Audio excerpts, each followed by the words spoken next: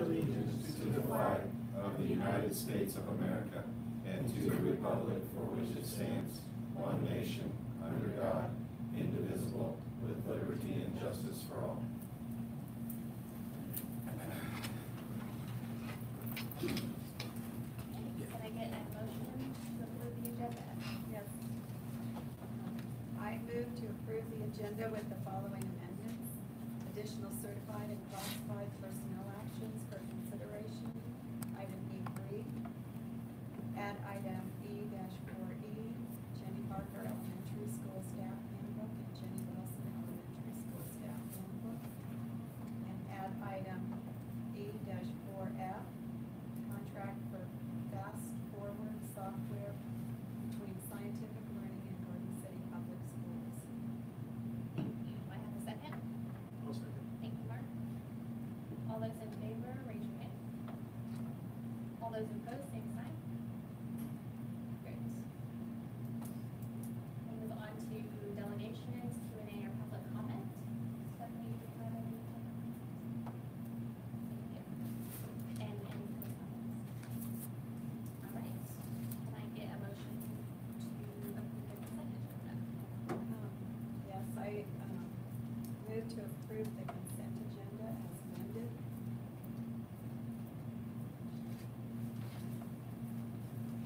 Does that work, Steve, or you have to read out? We're good? Good. Can I get a second? Second. Okay, thanks, Jennifer. All those in favor, raise your hand. All those opposed, same sign. We'll move right into the curriculum reports, and our first report is the Kansas School for the Deaf Partnership.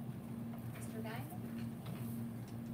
I don't know if anybody notices, but on the new, agenda, they now in parentheses have, BG, and it gives a number, and that stands for the board goals. So just FYI for everybody. What do you think now? So this is Susie Gum. Susie Gum is our teacher for the deaf and hard of hearing, and she's going to talk about our blended classroom that we did with the Kansas School for the Deaf. And this kind of, just like you said, Rich, is our goals for KISA goal under relationships, communities and community partnerships, and it's also a board goal as well. So I'll let Susie have it. Okay. And Susie, we don't, oh, we do. What's up, I think? What's happening? I'll do this while you talk. Okay. She said, let us know when you're ready, so I just sent a text. Yes, I'm Susie Gum, teacher of the deaf and hard of hearing. Thank you for letting me come and tell you about this program. I have an interpreter with me this evening, and this was kind of a last-minute decision. I was visiting with Glenda, and this is just to show you what our interpreters do every day. It can be very taxing, especially when teachers are long-winded. There is usually only one interpreter in a classroom, but we have a kind of a unique situation where we actually have 7 deaf and hard of hearing kids in one grade, and 4 of them require an interpreter. And Deidre Osborne, she is the one that's going to have all 4 of them next year. So I also have Robert Laredo with me, and he is at Horace Good, and he has only the 1 student this year. And just to show you how things would work in a perfect signing situation, if you have 2 or more interpreters, they tend to switch off, and that is to rest their hands so they can kind of regroup. Now, for the amount of time that I'm going to be talking, we wouldn't really need to switch, but just to kind of show you what we do, is a demonstration more than anything else. Okay, thank you for letting me come, and the partnership that we have with Kansas School for the Deaf was a result of their outreach team. And oh, looks like we have them on there now. Okay, so, but we'll get to him in just a minute. They know that I was going to tell you a few things. This year, we have 22 identified students that are hearing impaired on their IEP. And of those 22 students, 12 receive direct services from me, while the other 10 students are on consult services. And what that means is just that I keep in touch with the teachers and make sure that everything is proceeding as normal for that child. And if there are any situations that arise because of hearing loss, then I work with that teacher and we try to brainstorm on what we can do to help. We have 5 signing paras that are working on becoming certified interpreters, and I think they're all going to go take their test in November, and so that's really exciting, kind of nerve-wracking for them, but it is exciting. One of the biggest obstacles that our children have is, because of that, is a result of why we wanted to do this partnership when we were approached with it. Let's see. 9 of the students that have interpreters, 8 of them are trilingual because they are from another country, and because they did not have hearing aids in their country, they didn't get that language at the critical language age. So they are trying to learn their native language. Then of course we want them to learn the English language. And for 3 of these students, sign language actually ended up being their primary language, because when they came to us, they literally had no language. And that was at 5 and 6 years old. So that has been, though, so exciting to see those kids go from literally underneath the table, on top of the table, to being, great kids that are learning.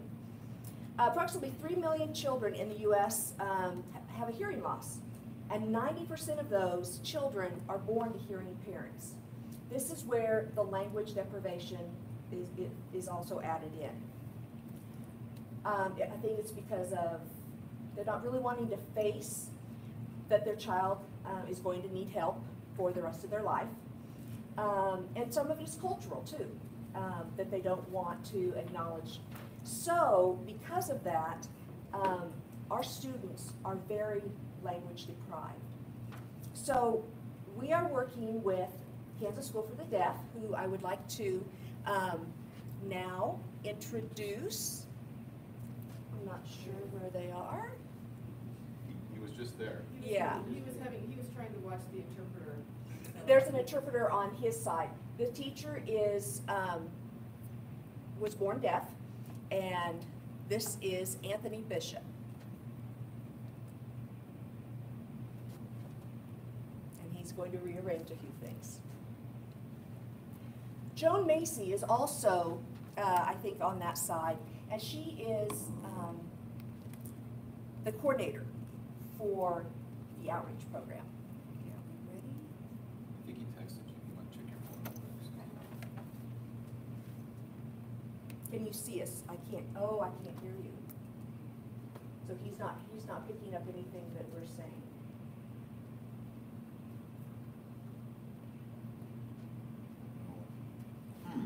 Any tech people have any ideas?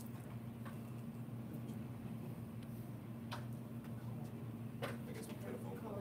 There's not a mic on your desktop, you're gonna have to call in. Do they have a phone number we can call? I could just probably call this.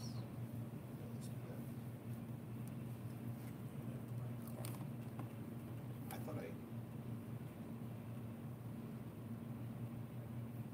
guess worst case scenario, you could have Robert sign to him and, introduce sign. Well, that's- So that he didn't have to hear it.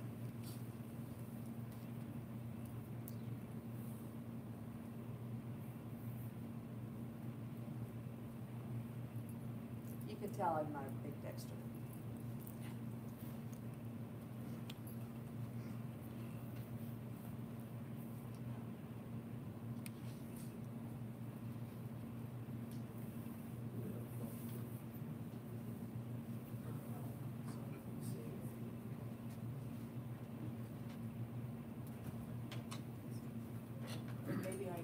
Should I try to communicate with him that way?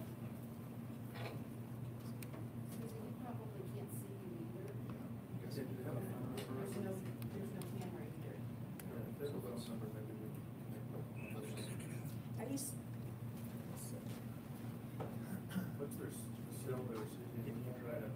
I'm sorry? The conference phone set up, so if you have a cell He number. just typed to us, he said, can you see us? We can try to call them. Yeah, let's just call him on that phone, Susan. Okay.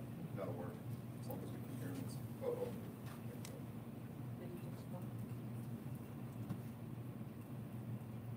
No, they can't see us, okay.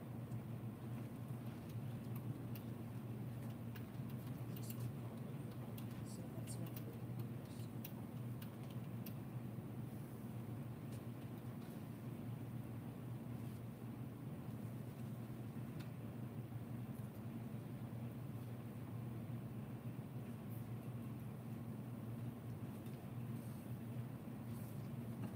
Technology's awesome. Yeah, when it Joan, works. I guess Sorry, we're not guys. having any luck on this side. Would there be a chance we could do a conference call? Leave the video. We can see them fine. We can see, we just need to do a conference call. We can see you.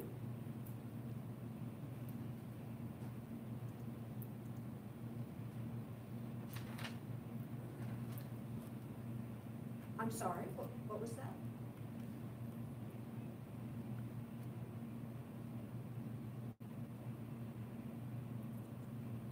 Just a minute, Joan. Let me put this on speaker, okay?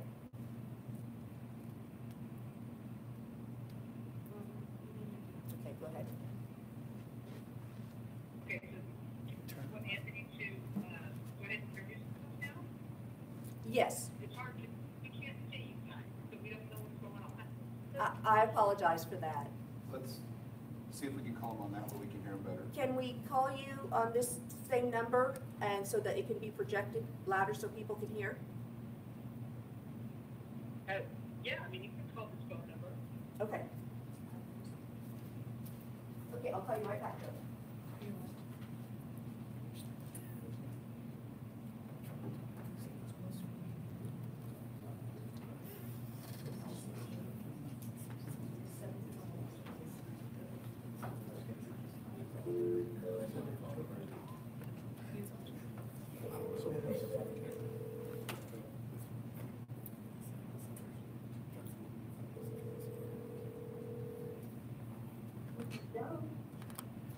Hi, Joan. Okay, you are on big speakerphone.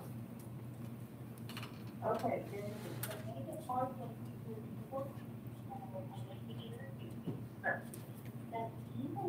channel on the computer that you're using? Because we can't see you guys. I don't think we have a camera.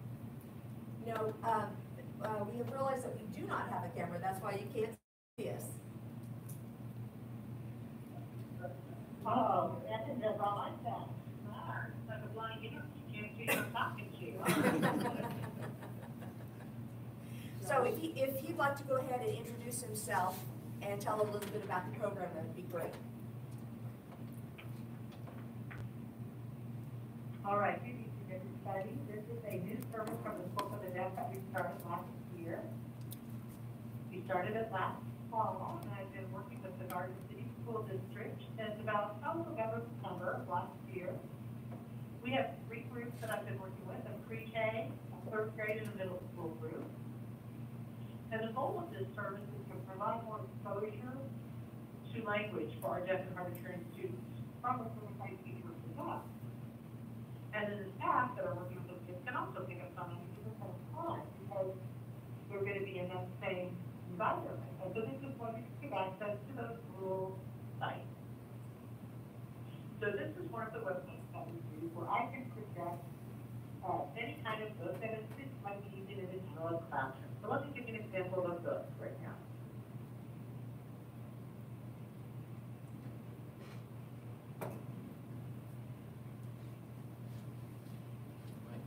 The book will be trilingual actually because we'll have Spanish in there as well. So that's really nice out of the feature.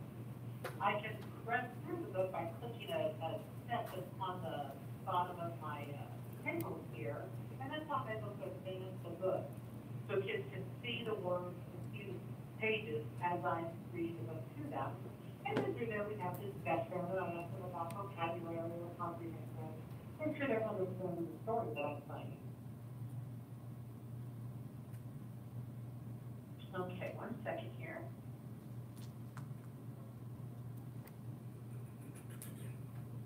I can use the book that the teacher has already covered that week within class, and so I can serve as one of the review, and then the teacher can take some language data to see if the students are recalling the vocabulary that they've been learning over the past 2 weeks in the classroom. Or I can have new books. Do you guys have any questions about the program or how it works? Any questions? Yeah. Do the students just see the book on the screen, or do they have a copy of it? No, it's just on the screen, and Anthony is to one side, and I actually have a video clip of some of our kids involved. We could go to that video. So Joan, we're going to go to a video clip real quick. Okay. Okay. That's wrong button.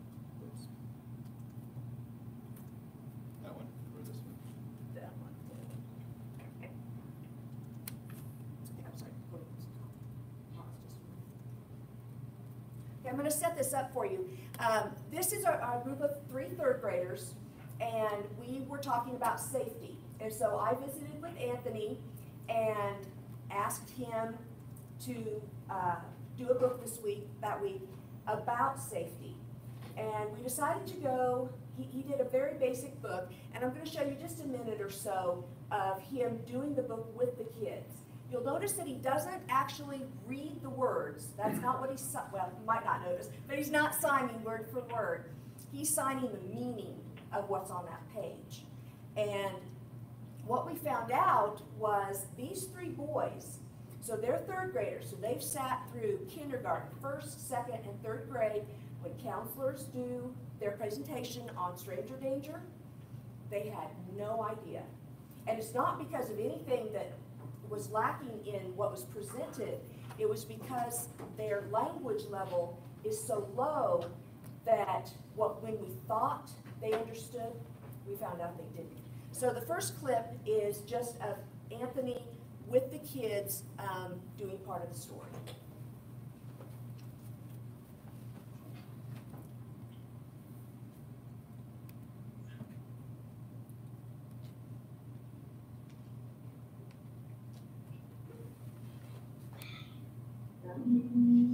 No. Oh. Is it Grandpa? Do you know him? Sí.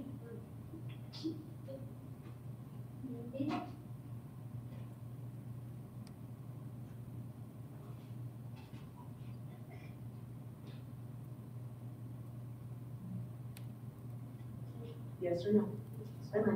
No. So what he just asked Why them there yes? was, so this is, these are some kids. They're kind of like you. Could you ask them for help if you were lost? And their thought was, yeah, they're just like us. And what the little boy says something about them playing basketball. So because they play basketball, then they must be okay. And then he also did that with a mother and a baby. And then the grandfather is who he was talking about right there at the beginning. The next one, Go to the next. yeah. Once we finished the book, we asked, what would you do if you found yourself alone or lost?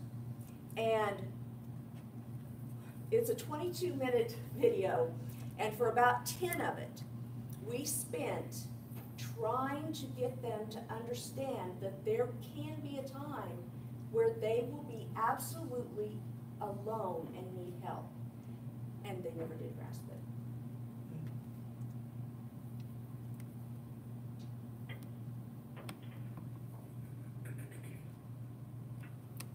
So here he's saying, what do you do if mom and dad, So if you went in to wake up mom and dad and they didn't move, what would you do? and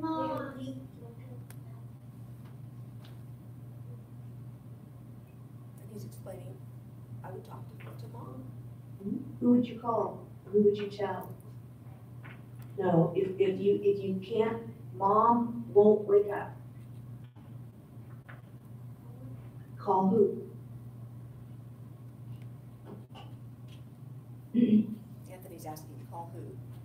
Who would know you a call? number? Huh? Call 911. So they have one that. 1, 2, 3.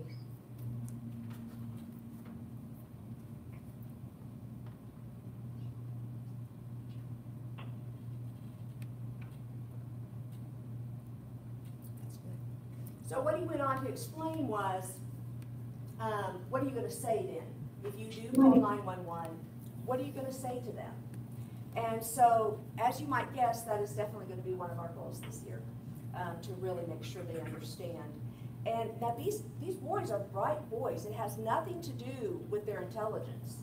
It just has to do with the fact that, you know, those critical years, they just did not have language. And so by working with KSD,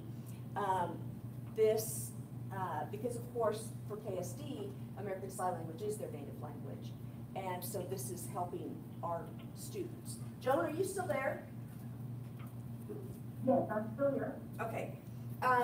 Joan, can you say just a couple words about the outreach and what you guys are doing within the state?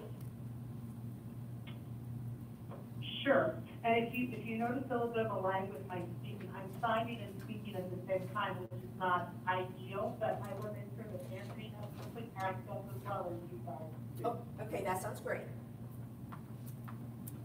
So, as Anthony said, this program was just started last year, but our outreach services actually started back in 1974. We do an FM sharing assistance devices leasing programs to districts throughout the state. So we move like FM system and kind of a mic that goes to the hearing aid or endpoint. We do a leasing program throughout the state on that. And then we also do free consultations where we actually have members of our team actually go out to the district and spend a day observing the field and interviewing the staff and the team to find out what's working, what's not working, and how we can improve the services that we're providing for our students. And again, that's at no cost to the district. Same with blended learning, that is at no cost to the district as well.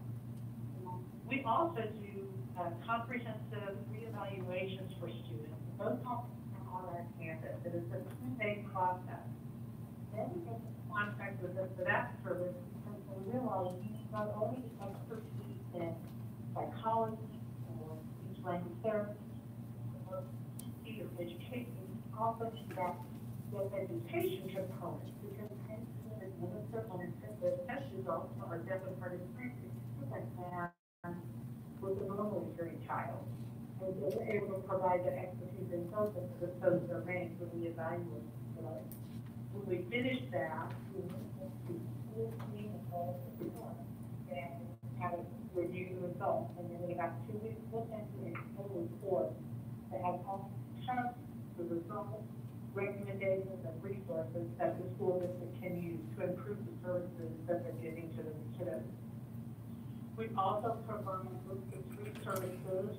We network with the Tiny Pay. We provide deaf benefits for families. So it's the deaf person that actually goes to the home and works with the parents on how to interact with their child, learn the language, and how to work with deaf and hard of hearing kids. We also provide teacher mentoring and administrative support. Oftentimes we'll be asked to go to an IEP meeting to bring in kind of a nickel pair of eyes. You know, are we providing everything that the kids need, or is there any way that we can improve our services? And so we're able to provide that administrative support to the district, as well as mentoring to the teachers of the deaf and the interpreters that are out in the field.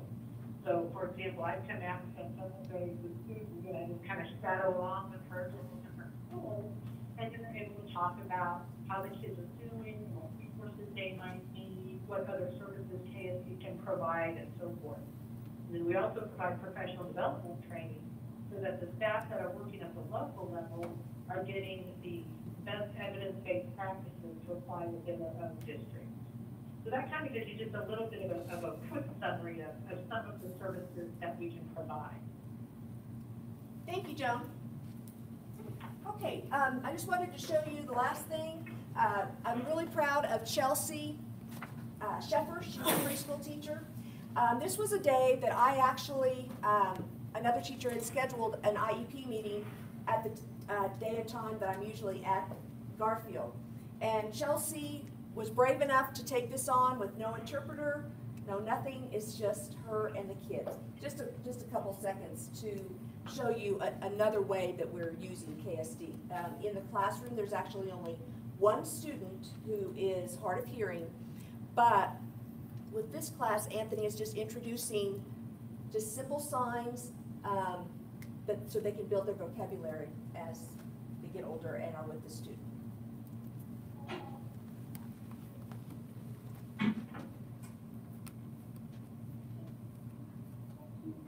Ooh, there's stuff growing.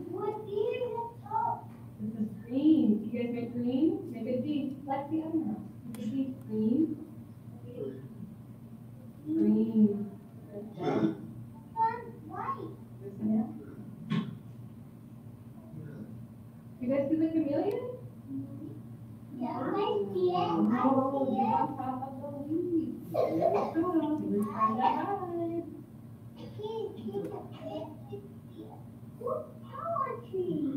Where is the chameleon? I see it. There it is. Yep.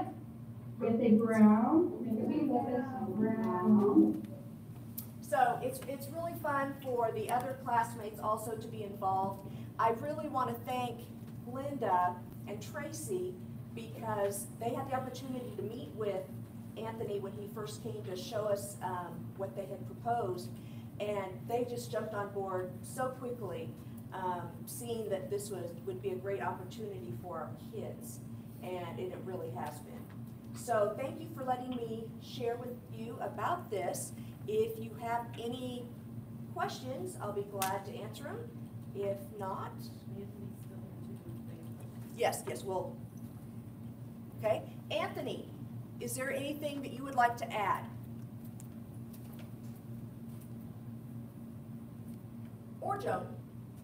We're aware that many kiddos arrive at the school, either preschool or in kindergarten, without really any appropriate language level, because oftentimes parents are going through a grieving cycle of probably a hard of hearing child. And so this opportunity has really been a win-win situation so that the kids can learn sign language, and then we also have families like Kansas where the parents learn sign language. We know there's not a lot of their role models out throughout the state, and so we really want to provide that resource. So we're working on developing the language for the kids as well as the parents. Thank you. Y'all have any questions for us? I have one, at the risk of sounding silly. For the kids that can't speak, if they dial 911, how do they communicate? Joan, go ahead. So, let me repeat the question, make sure that I understood it. It's a little bit hard to hear you guys, but if the deaf person calls 911, how do they communicate? Is that correct? Yes, that was the question. So Anthony, do you want to call? For today, nowadays, we've got so many options. We've got what's called video phone and video relay service. And that's been around for a few years now. And so you can request a free video phone within your home if you have a child who is deaf or hard of hearing. It's a free federal program. And you can also get video phones within your schools as well. You just need to have a high-speed internet connection. And so when you call 911, you actually are calling into an interpreter center that connects you then with the police. And usually once a year, we try to offer that to our students' families so that they would have that capability in their home. Not a lot of them take advantage of it. What is it? And this is Joan talking now. Another thing is, when you call 911, oftentimes they will have an identification location, and so at least the police or the fire or the sheriff will know where the call is from, so they can go and check it out. And the carrier for the deaf and hard of hearing has been working with the Sheriff's Association throughout the state to make sure that's implemented, so the deaf person home alone, and maybe has a heart attack and they couldn't vocalize or sign or anything, that the sheriff would still be able to find where the child is going to go and investigate. And Mr. Cruz, your question is, why don't they take advantage of that? And because this is just my guess, a lot of it is lack of understanding on the parents' part, because their thought is, my child isn't using, they're not using the phone, or, hey, my child has a phone, a mobile phone. So that's probably something that we could do better on in educating the parents. And something that, I didn't realize is that we could get one for the school, and that would be great for the students to practice on. So. I have a question. How much does it cost Garden City School District to work with KSD? Like Joan said, nothing. This is a free service. They understand that we are in a rural area and we need all the help that we can for our kids. Then how do they support their program? I'm just curious. Joan, did you hear that question at all? I did not. Please repeat it. Sure. The question was, if you are not charging for your services, and you are not, then how are you able to sustain? That's a very good question. We did that quite a bit, actually. We are actually a state agency, so we are funded directly from the legislature. So our funding is completely different than a typical public school system. We are funded differently. So when we have kids that actually come to KSD from throughout the state, we're not considered, are not 100% that actually come to KSD as a student for the school year. There is no cost to the district to send us this year. We are absolutely free. The only cost involved is the cost of transportation, and this is 80% reimbursable from the state. So theoretically, easy math for me, if you take $100 to pay for the van to get up here, then you get $80 back in your pocket from the state. The same would apply to our CSI program, our extended school year program. We have several kids from throughout the state come to us for ES1, but they have that opportunity for direct instruction and to be in an environment with other peers who are deaf and hard of hearing. There is a slight fee for that program, but again, you can file paperwork with the state and you will get that money back. You have to do the special ed service. Okay, thank you. And we had 3 children that were actually going to attend this summer, and Glenda and I, we tried to get everything ironed out, and in the end, we just weren't able to make it work with transportation, just a lot of different things. I had a severe illness in my family that was taking a lot of my time, and so anyway, we weren't able to make it work this year, but we are going to try to make that work for them this fall and summer. So. Basically, this is for the elementary level, I understand KSD's, but do we have involvement by KSD? You had talked about being a middle school teacher, but how about high school? Do we use services from? Sure. Currently, we do not. We only have one student who is identified and requires services. And so at that point, we haven't really had a lot of questions for KSD, but they are certainly there to help. And the third, it's not a group, but there is another child that will be 8th grade this year that Anthony meets with weekly. So we are in all levels. And KSD actually goes through senior high school. So how do you get parents, especially I'm thinking of the ones that you said, this is their 3rd language, so they may not come in with any, do you get those parents to come in and learn sign with their children, or? Very rarely. And that is not uncommon though for hearing parents of deaf children. I was reading some statistics prior to coming, and it's like 80%, it was unbelievably high, of parents that do not learn the language. And now in our case, where we have so many nationalities, I'm sure that is a lot of it. But again, because of cultures, some of it is just not confronting the fact that my child needs something special. So. And then our parents that are learning sign, so they have hearing. Okay. I didn't know if you were hearing or not. Yeah. And every year we offer a class to, well, it's actually to parents and teachers that are interested. And we really promote it in the schools where our students are.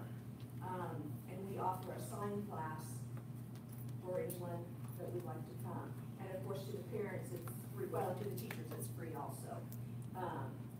But it's been several years since we've had any parents take us up on that.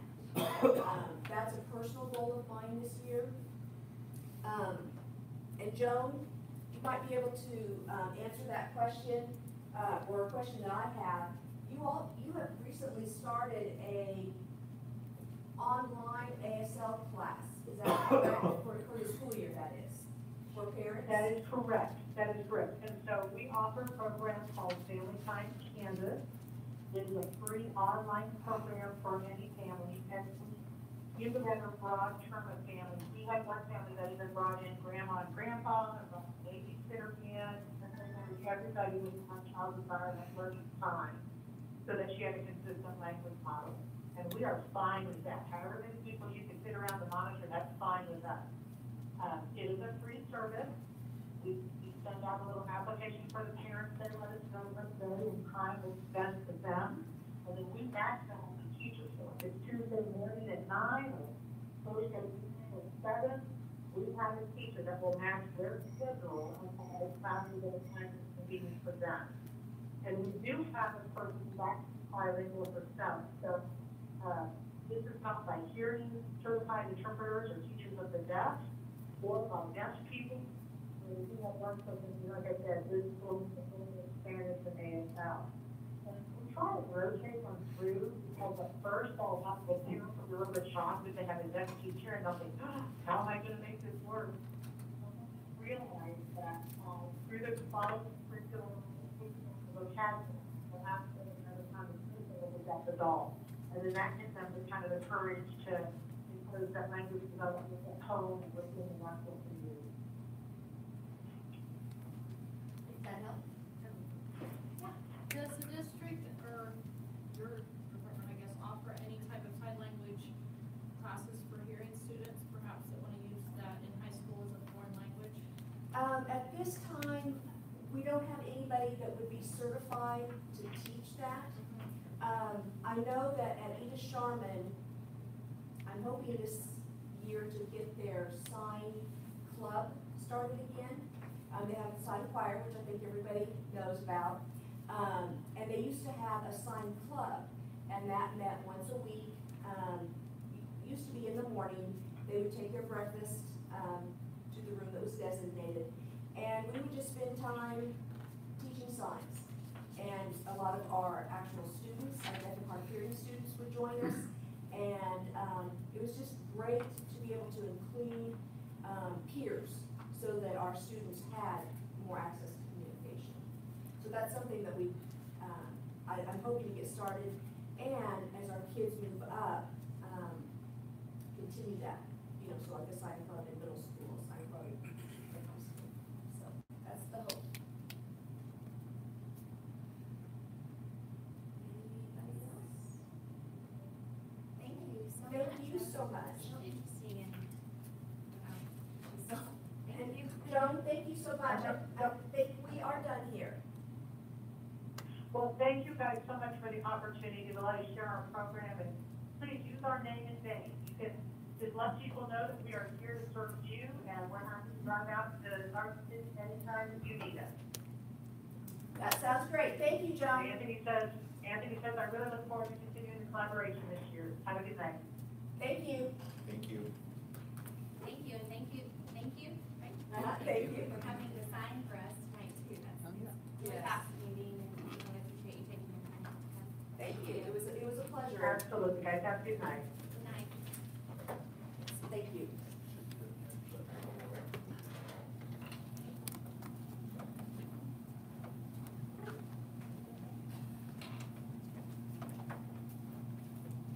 Okay, we'll move on to the Kansas Education Systems accreditation.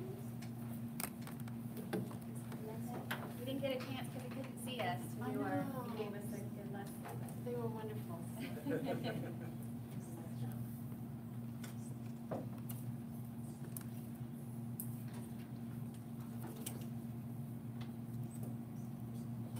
All right, we're gonna talk a little bit about the KISA process, the accreditation process. And what I'm gonna do is take you through the actual reporting format so that you can understand what the process is and what we ended up doing for the end of year 2, which was this last June was our OBT visit, our outside visit. So the first thing that we did, and I think was really important for all of our staff, and we just talked about this with principals at their retreat, is that we took your board goals and we aligned them with the KISA goals that we have. So that, as I told the principals, we're not doing one more thing, 2 more things, 3 more things. This all is the same thing. It's called a little bit different depending on whether you're talking KISA or your 5-year strategic plan, but the goals all align perfectly.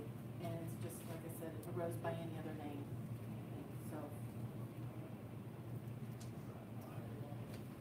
every year, as part of the KISA process, we have to update where we are in what they call the foundational structures. So these are the areas, so it doesn't matter what our goals are, doesn't matter that we want to work on rigor, they will say that we have to update how we're doing and show progress in each of these foundational areas. So we're not working on just having good relationships with staff, we're still showing that we have a tiered system of support, communication, all of these different areas. So what I'm going to do now is walk you through each of these areas and just real briefly show you some of the highlights that we shared with our team and with KSDE. For tiered supports, the areas that have the stars by them, Fast Bridge, our ELA adoption, and Fast Forward, those were brand new this last school year. So we really focused on how we added to the screening process and then what interventions we added.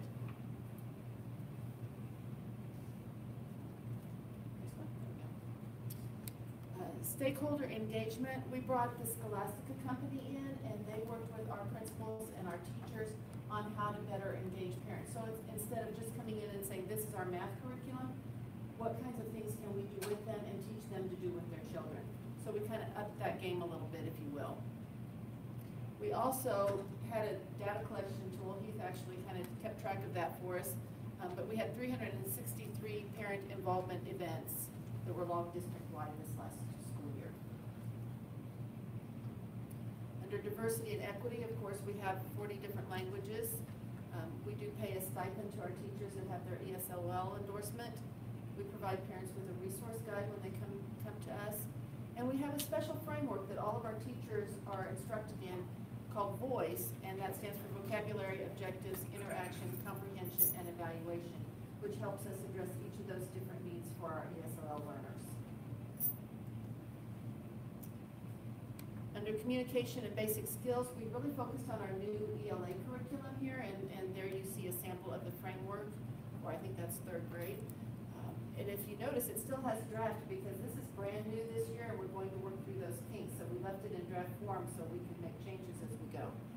But we also, I have a little asterisk there. One of the other things we kind of bragged on to our visiting team was the robotics.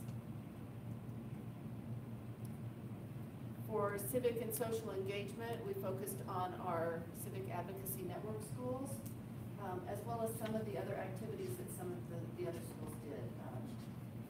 Collecting the pennies for leukemia and some of those things that I talked about, I think, a couple of board meetings ago. Under the physical and mental health, And I'm gonna pass out a sheet here in just a little bit, to explain a little bit about what we're talking about.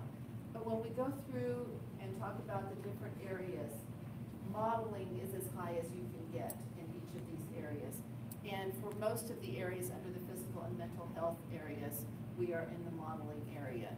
So it has to do with a lot of what Tracy Johnson's program covers, the nutritional guidelines, giving all students, including special needs, opportunity for activity, having licensed PE teachers, and being certified in a curriculum called Let's Move, allowing community members access to our facilities, and having schools that participate in activity challenge awards. So we are all in the modeling area, those and several other areas.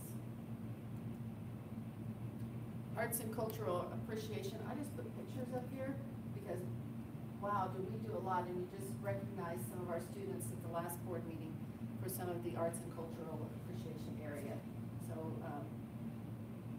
we have, when we submit it to the state, they allow us 8,000 characters, not specific letters, but that includes spaces and everything. And I think when Renee finished this section, she had like 4 pages, and we had to come up with a way to condense it. So I didn't even try tonight, I just put pictures of some of the stuff that we've done. Post-secondary and career preparation, these are the things that we highlighted, the career cruising, career fairs, job fair. Under the career centers, it's kind of hard to see, but there were 30 admission reps that were at the high school this year. They also did the ACT prep, they have a college application day, and there is a Garden City Community College liaison that comes up to the college and helps them fill out their FAFSA form or applications. However, she can be helpful in getting them ready for that next step. After we do the foundations, then we have to pick 2 areas that we want to work on, 2 goal areas. So the first year, 2 years ago, Garden City picked relationships and relevance. And again, we tied that when we reported out this year to our visiting team to our board goals and showed them that we are listening to what you say is important, we're looking at what the state is saying is important, and we're merging those 2 things. So we picked board goal 3.4, which is assessing the indicators of unhealthy behaviors, and board goal 3.5, which is community partnerships, like what you just saw with KSDE. Area 2, we chose relevance, and relevance has to do with what you guys refer to as rigor. So the state actually has a goal called rigor, but it has to do with career and technical ed, how we use our data, professional development, things like that. So when we talk about the lessons that the kids are actually receiving, the state calls that relevance. So again, same meaning, but they use a different language there. Our board goals that we chose for this area was the AVID implementation, challenging and rigorous academic experiences, and the comprehensive technology plan.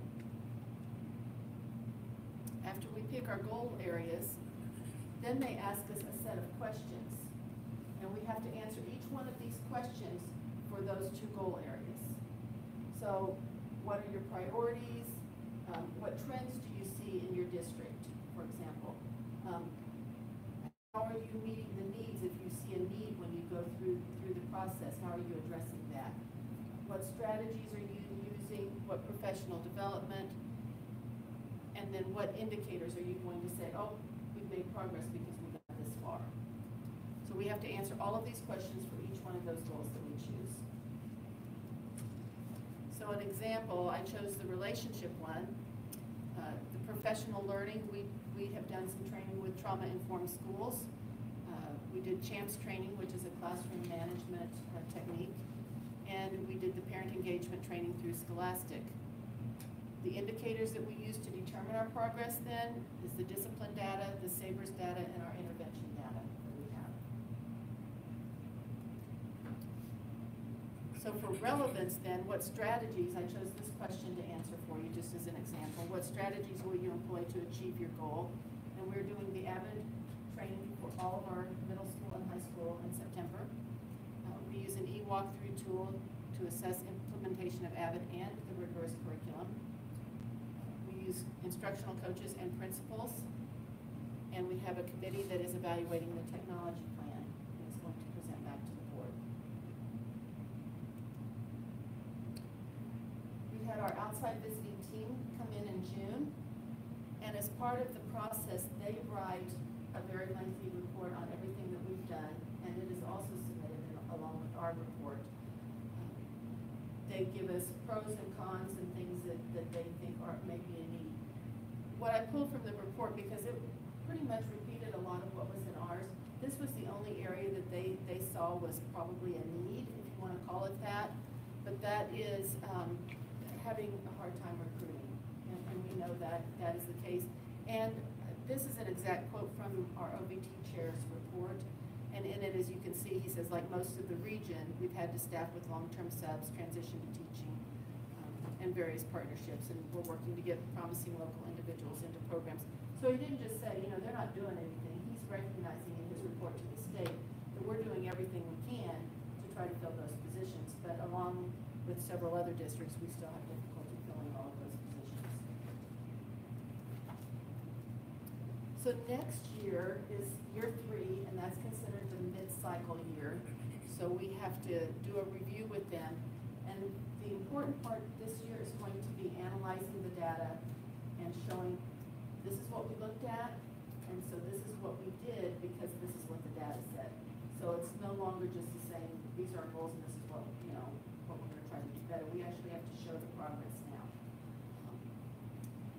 So, and that's like the third bullet point there, I think. What are we using to monitor that progress? And then how are we communicating what we do with that?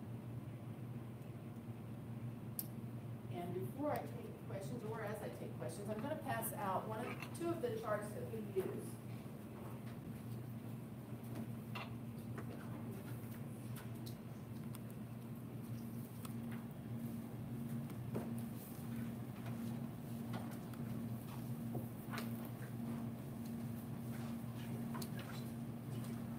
What we're giving you are the rubrics for relationships and the relevance frameworks. We have to do a self-assessment using these rubrics, and then this is what we use to show progress. So as you can see, we have no evidence implementing, transitioning, and modeling. So the goal, of course, is to get to the modeling, but honestly, that's not where we started at in year 1. We've seen a lot of progress, I believe. But this is what we'll use again then at the end of the year to show where we're heading, where we've gotten to.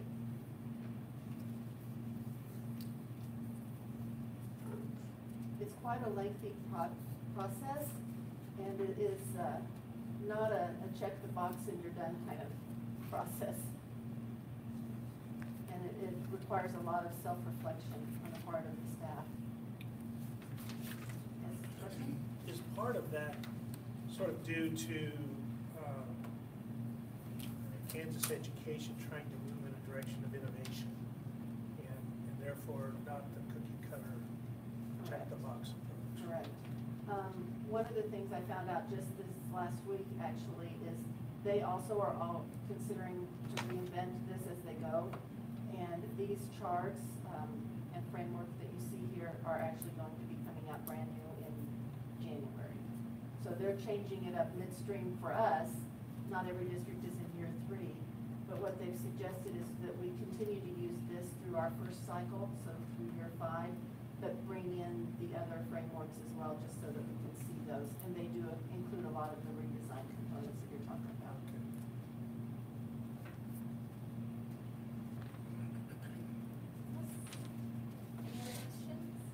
Can you explain, I guess I don't understand the no, that first box, the no evidence.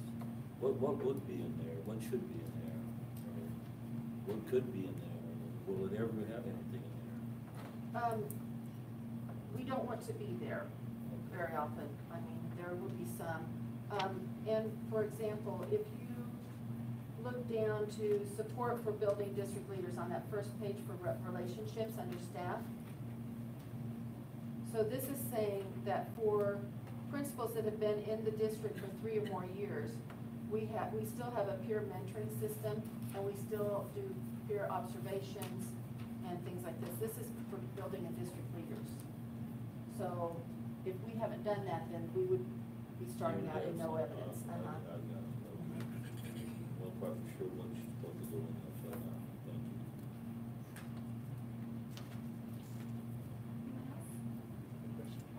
you. I noticed on the staff relationships and staff component of modeling, surveys, PLCs. Yes.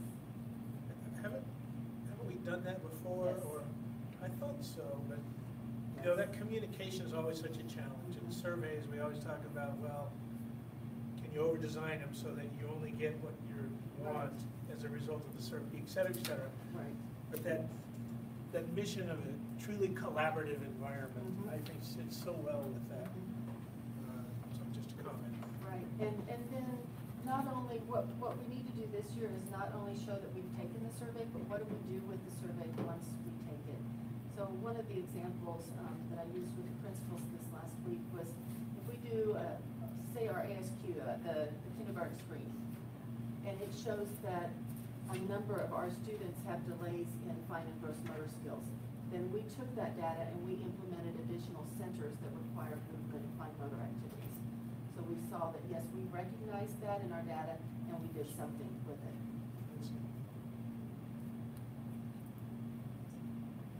Anybody else? Thank you. Okay, thank you.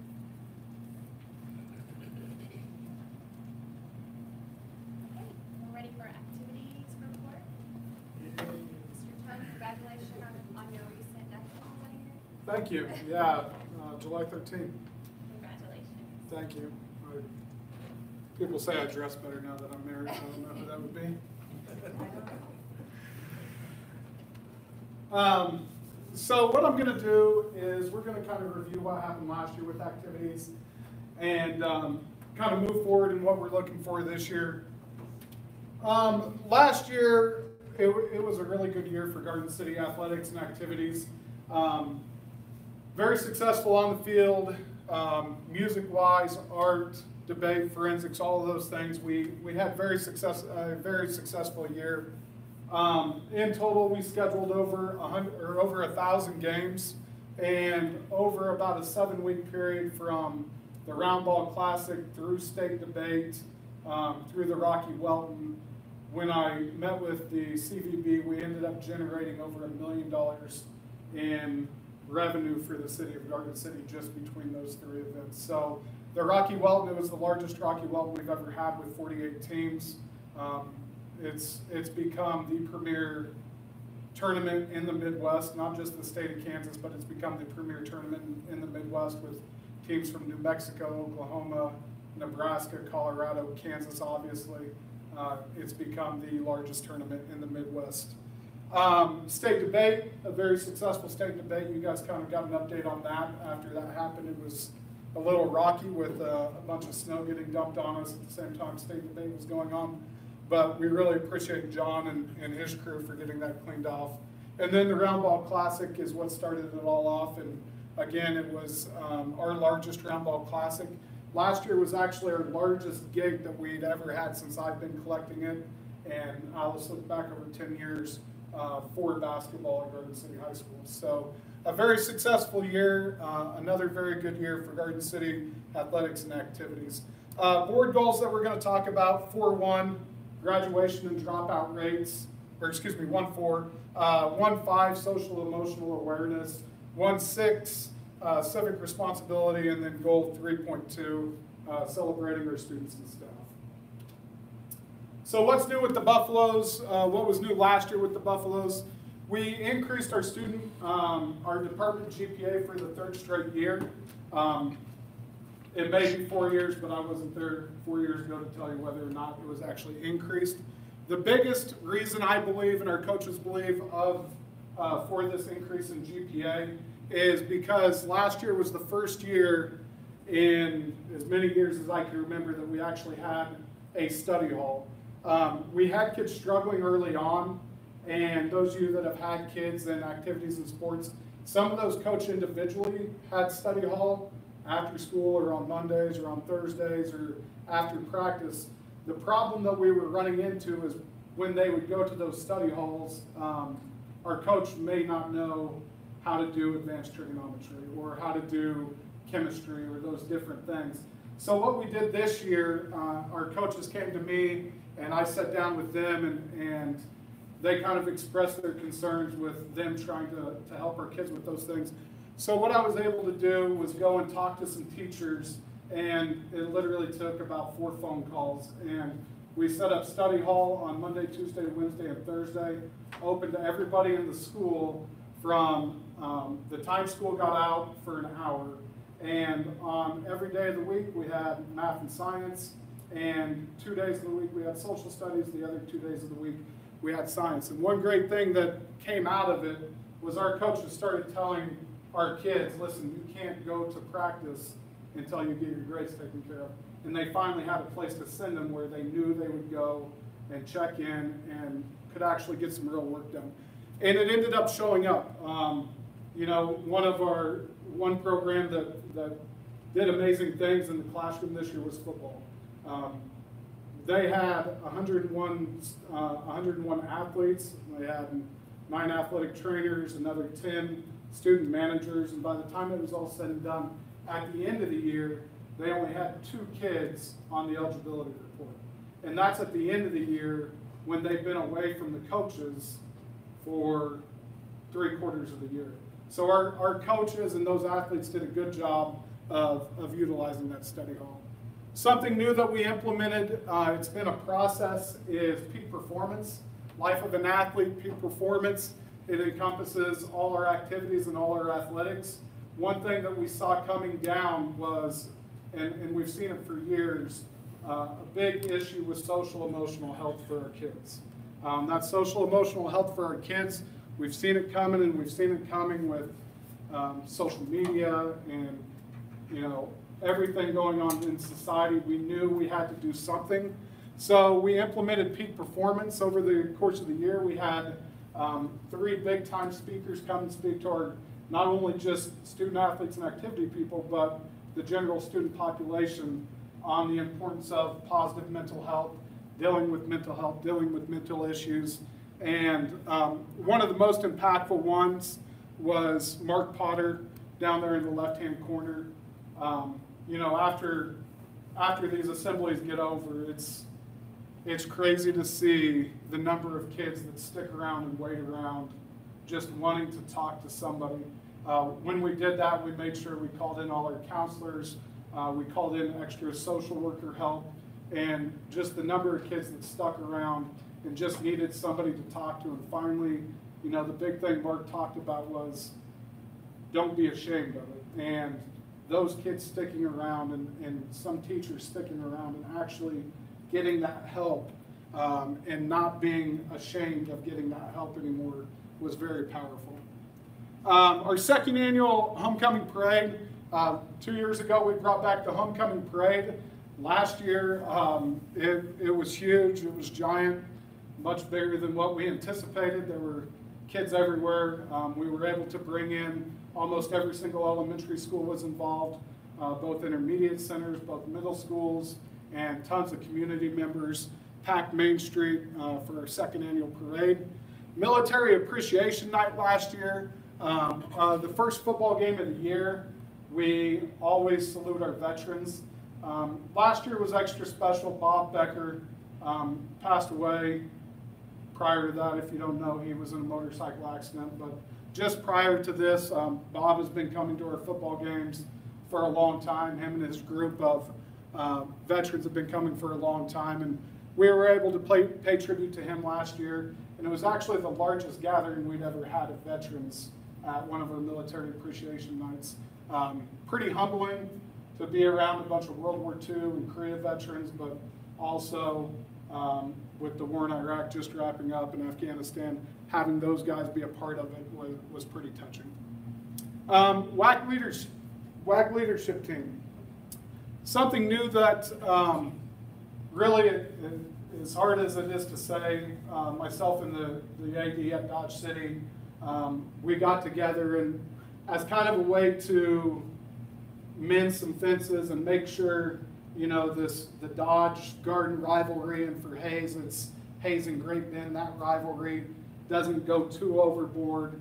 We actually got together and we worked with Uncommon Athlete Joe Coles, and we all brought groups of students together, and we met 4 times throughout the year, and those students worked together and talked about a lot of the things that we were talking about in peak performance, with mental health issues, building community within your school, and they worked together to talk about ideas within the school. And it was nice to see kids from Liberal and Dodge and Garden and Hayes all working together, because most of the time, the only time they see each other is on the competition field, or, you know, whether it's with band or football or volleyball or the league art show, it's always some sort of competition. So it was nice getting those kids together and showing everybody that, you know, everybody's the same. We're all high school kids, we're all adults, it's all a good group of kids. We earned the School of Excellence in Civic Engagement last year. We'll talk about this here in a minute. We were able to go up to Topeka and accept the award for the Excellence of Civic Engagement. We'll talk about why here in a little bit. And then we started the first annual League Art Show last year. We had been talking in the school for a while about having an art show. I proposed to our art teachers a League Art Show. Not many of the schools were overly excited about that, so we started it without them. Now it's going to be held in Garden City every year, and everybody has finally jumped on board, and we've created a League Art Show for the rest of the league to be a part of. Civic engagement. So we won the Civic Engagement Award last year, and a big part of that were groups, whether it's activities groups or athletic groups, along with just the other groups and the other people that we had in the high school to be a part of things. One group that we spent a lot of time with last year, our activities and athletic people raised money for, was the Heartland Cancer Center. Multiple groups were involved with raising funds and donating those funds to the Heartland Cancer Center. Meals on Wheels, we had a group of student athletes go and deliver Meals on Wheels, which is always fun for them to do, to go ride around town and deliver those meals. Big Brothers Big Sisters, Family Crisis Services, they've become a great partner for us. We did a couple different things with them last year. We start out every Thanksgiving, and we've been doing this for a couple of years. We go and we have some student athletes and activities kids get with our cooks. We have Dylan's, they'll graciously donate 25 turkeys for us every Thanksgiving. And then our kids get with our cooks, and we actually cook the turkeys and then go and deliver those turkeys to the Family Crisis Services, and they hand those out for Thanksgiving. And then we turn around a couple months later, and our athletes and activities kids go and they collect a whole bunch of toys. They do a toy drive and do the same thing and deliver it to Family Crisis Services. And they'll go out and deliver those toys for kids that may not have those opportunities in their households. Are there specific groups that do that, or is it a school-wide So activity? it's specific, not specific groups. It's our winter groups that do that. Okay. Yeah. So our winter groups actually do the toy drive, and then our fall groups do the Thanksgiving turkey. And, you know, it didn't really, the first year we did it was 2 years ago, and you kind of wonder how much of an impact you're having. And then last year we did it, and when we got back from Christmas break, I had a young man come into my office and thank me, because it was actually one of our student athletes' families that ended up, his little brothers and sisters, receiving some of those toys. So it ends up being very touching when you actually, you know, meet some of the kids that end up getting those toys. United Way, we've always had a connection with the United Way.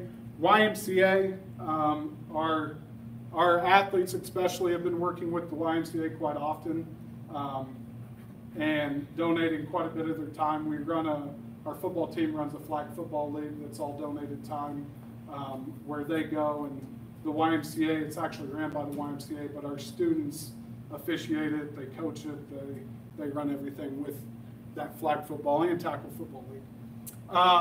Breakfast with badges, I forgot the badges part. We continued our breakfast with badges for the 3rd straight year. Something new that we did this year, because I think we spend a lot of time thanking our community and giving back to our community, but we probably don't spend enough time giving back to our teachers. Thank a Teacher this year and Teacher Appreciation Night. Thank a Teacher ended up becoming something that we didn't expect. A couple of our coaches, they actually started it, and what ended up happening was there ended up being all of a sudden, and they did it on Tuesdays, all of a sudden Twitter filled up with teachers and students thanking each other for giving up time and giving up, staying after school and coming before school. Down there on the bottom, we actually lost Doc Herdman, but down there on the bottom is Refugio Charas, big teddy bear, and Doc Herdman, one of their pictures from Thank a Teacher Day. I talked about Military Appreciation Night. One thing that Garden City High Schools, we may as well change some of our team names to the Garden City Moving Company, because between basically our wrestlers and our football team, but our wrestlers, Coach Prieto, it seems like gets a call every other day, and they're moving somebody out of a house into a new house, moving people that can't move themselves.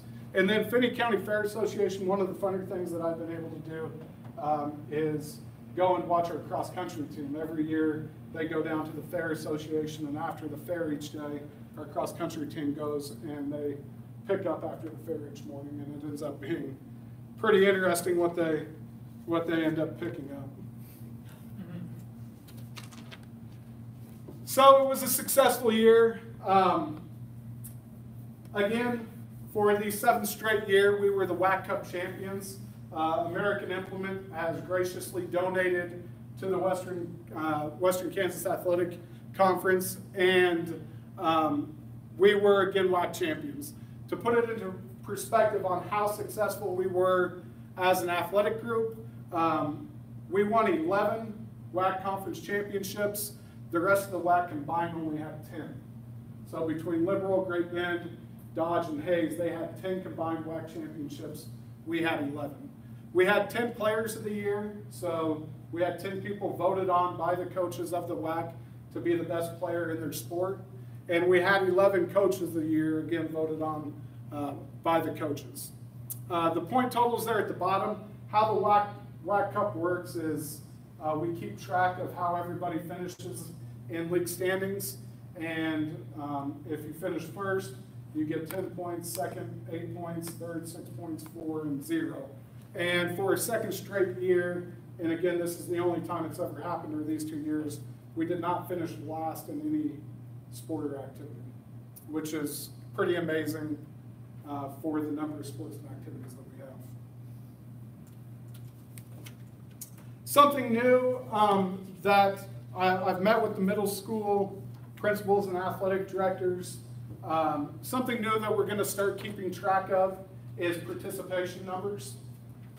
If you look on the left, these are what we call KSHA activities in athletics. So you have everything from baseball to wrestling, from band to the athletic training staff. In total, we had 1,545 KSHA activity members. Now, some of these kids may have played multiple sports. We don't have a ton that play 3 sports. We do have a few that play 2 sports. Over on the right side, we have all our different clubs, from art club to JAG to AVID, all the way down to YE and yearbook. That's over on the right side. In total, there were about 1,300, not about, there were 1,348 participants in clubs. So in total, we ended up with 2,893 total participants throughout the school year. That's an average of 1.41 activities per student. So each kid in our school, each student in our school is on average involved in at least 1.4 activities. And as you guys know, as we've talked about a million times, the more kids that are involved in activities, the more success they're going to have in all of their school endeavors. Can I ask a question? Yep. Is there a way to separate out the kids that do multiple activities or sports to the point where we could get a grip on how many kids are not participating in Yeah, I'm not that good at Skyward, but I'm sure somebody is that good at Skyward to where we could kind of separate that out and figure that out. Right. Are you speaking like athletics and activities and like if one kid is involved in one thing? Yeah, well, I would like to, it'd be interesting to know, well, I have two thoughts. First, because the district has gotten as big as it's gotten, participation in some of these sports or activities is actually highly competitive. Yeah. And you see that with the amount of time and the kids are dedicating to the activity even in the summertime, in order to try to keep up with the skill levels of the kids that surround them or that are in their conference. Yeah. So you have this possibility that as the activity skill levels ratchet up, that you're getting kids that are getting left behind. And some schools address this by having intramurals on the side so that any kid that doesn't have talent but wants to play something still has a way to get involved or engaged. Yeah. So I worry about like how much the skill level is ratcheting up, and I wonder when I see your numbers, how many kids are getting left behind? Well, I think about them the most. You think about, so basketball is a great example of what you're talking about. We have, when Coach Holloway has tryouts for basketball, we can only keep so many kids. Right. It's a cut sport. So by the time it's all said and done, he has 40 spots for kids to play basketball. Theater has become a lot the same because of the success of our theater. There's only so many spots in Pippin, and I completely understand what you're saying. So How do you address that long term? that's the question. And the way that we try to address it, we've done things like add boys swimming.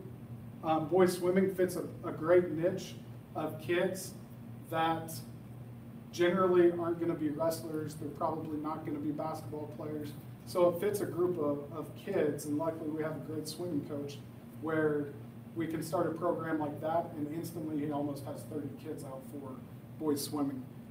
Something big, and it's over on the right-hand side, that's coming along. It's coming along in Keisha, and it's coming along statewide is esports. If you guys e-gaming, it's becoming more and more popular, and now you have Kansas City schools that are actually competing in e-gaming. And so clubs like that, sports like that continue to grow. Girls wrestling was just approved. It'll be interesting to see how many girls we can pull into girls wrestling and get those girls involved. But we probably, and years ago we did have intramurals. We used to have intramural basketball. We used to have intramural soccer. Again, meeting some of those kids' needs that they don't want to play basketball. It was during the wintertime. They don't want to play basketball. Maybe they didn't make the basketball team, but they still want to play basketball with their friends in a competitive, semi-competitive fashion. So maybe it's looking at bringing back some of those things, like intramurals, like you talked about. I'd just be interested to see at some point participation levels if you took out the multi-sport kids. Because, for example, you brought up the boys swim team. I actually know most of those kids on the boys swim team. And I can tell you that none of those boys are not engaged in swim. No, they didn't have the well, there's a few, but but for the most of those kids were already pretty engaged in school. And my mind is always working on how do we engage kids that are not engaged, that are getting lost. yeah. And I don't have the answer. I'm just, Well, I'd like to see numbers. kind of along the same lines that you talk about is that's what was so impressive about the football squad this year in maintaining that all the way throughout the year, because we do have certain sports that and activities that once that eligibility is not in place anymore, you see those grades start to plummet because they don't have that constant engagement of something like an intramural activity, something that helps them maintain those rigorous grade standards. Yeah. There's a couple zeros and a few zeros. Couple zeros over here, yeah. HOSA, we didn't, in talking with Ms. Snyder, it wasn't very active this year. A lot of times the zero, like chess club up there, chess club, we didn't have a sponsor this year.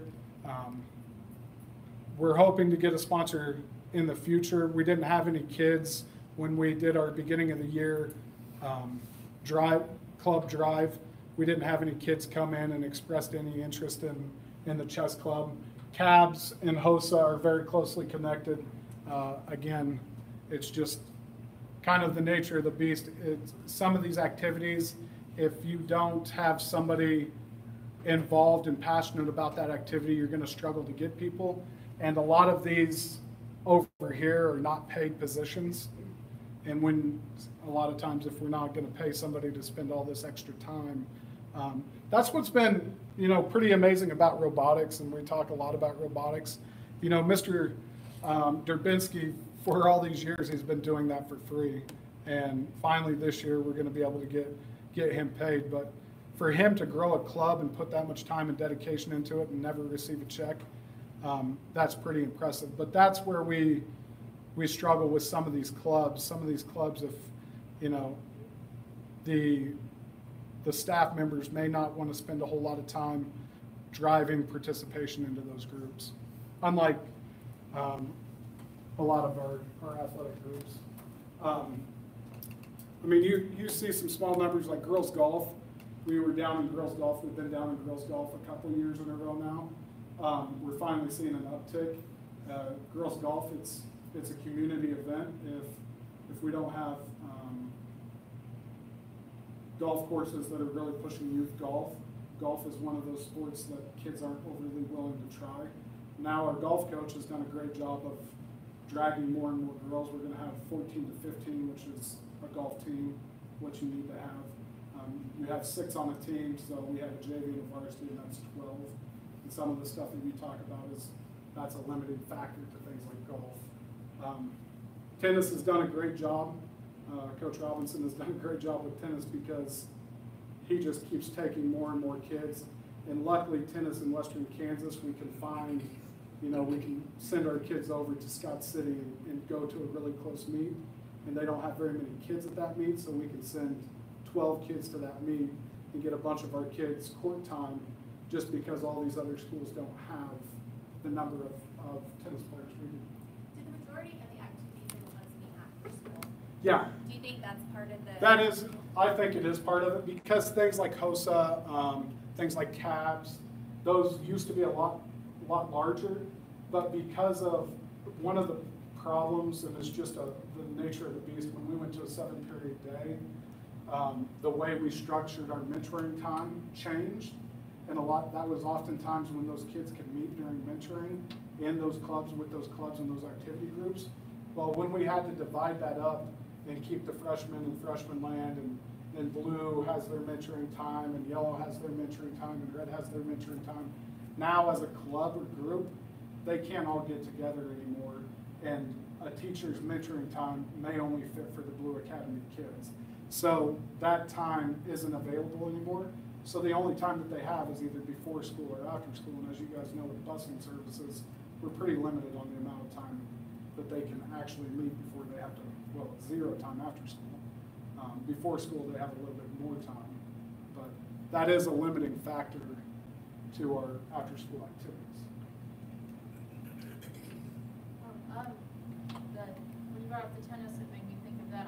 And this may be later in your presentation, but I have noticed that tennis and I think cross country has really worked at partnering with the middle schools for summer activities, and I think tennis maybe spring or somewhere in there, and getting those middle school kids involved so they know what's there, or if they're interested in tennis and haven't played, then that opportunity is there for them to learn before they get to 9th grade.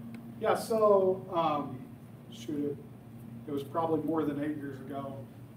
When we were going through budget cuts, we used to have middle school tennis, and that's one of those things that we started to cut when we started cutting things. We went to activities first and cut things like middle school tennis, a lot of C-team stuff at the high school. A lot of those things were the initial cuts in our budget cuts.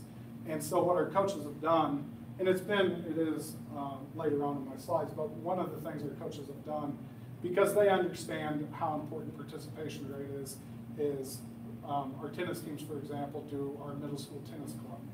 So in the spring, we invite middle schoolers to come over, and our coaches actually help the middle schoolers, our coaches along with some of our players, help the middle school and teach them the basic fundamentals of tennis.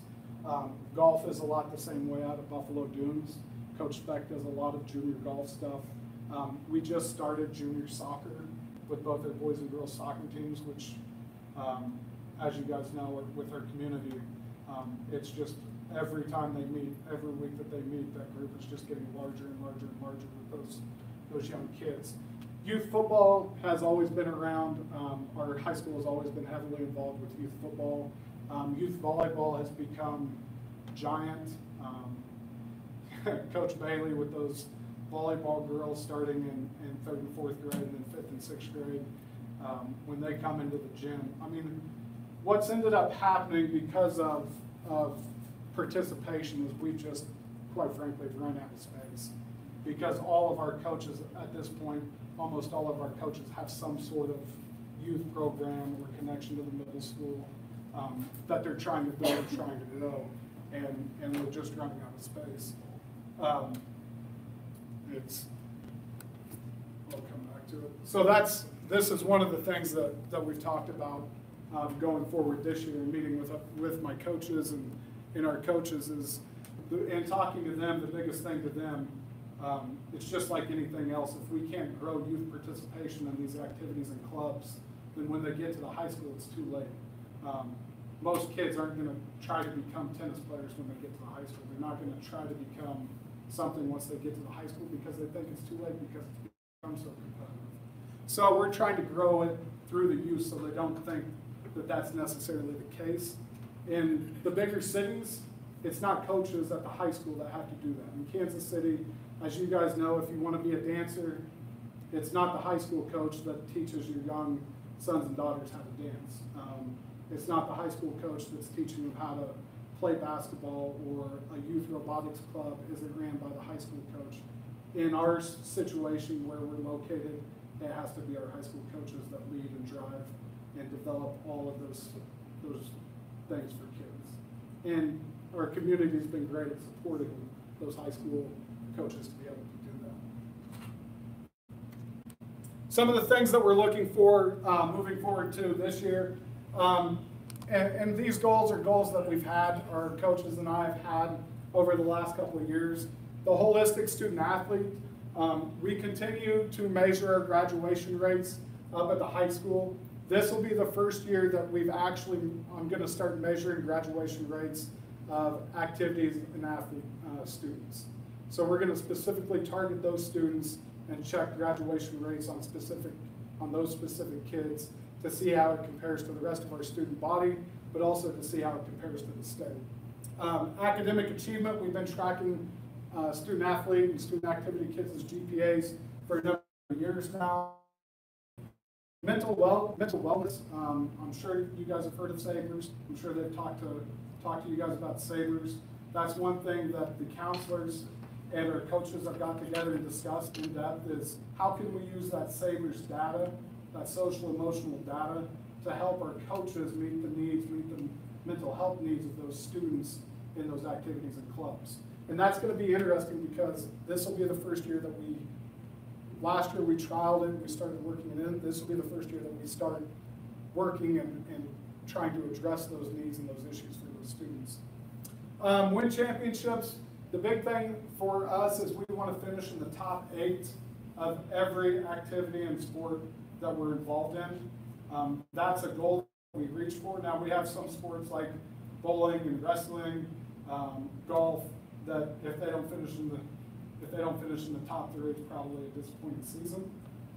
But for the majority of our sports, top 8 is where we hope to finish in 6A. We do very well in the western half of the state.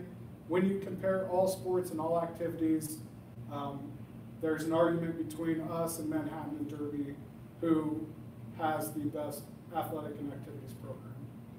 When you look at specific sports, like Derby has a heck of a football team, they've had a heck of a football team for a number of years, but then you look at other sports and they don't do well at all.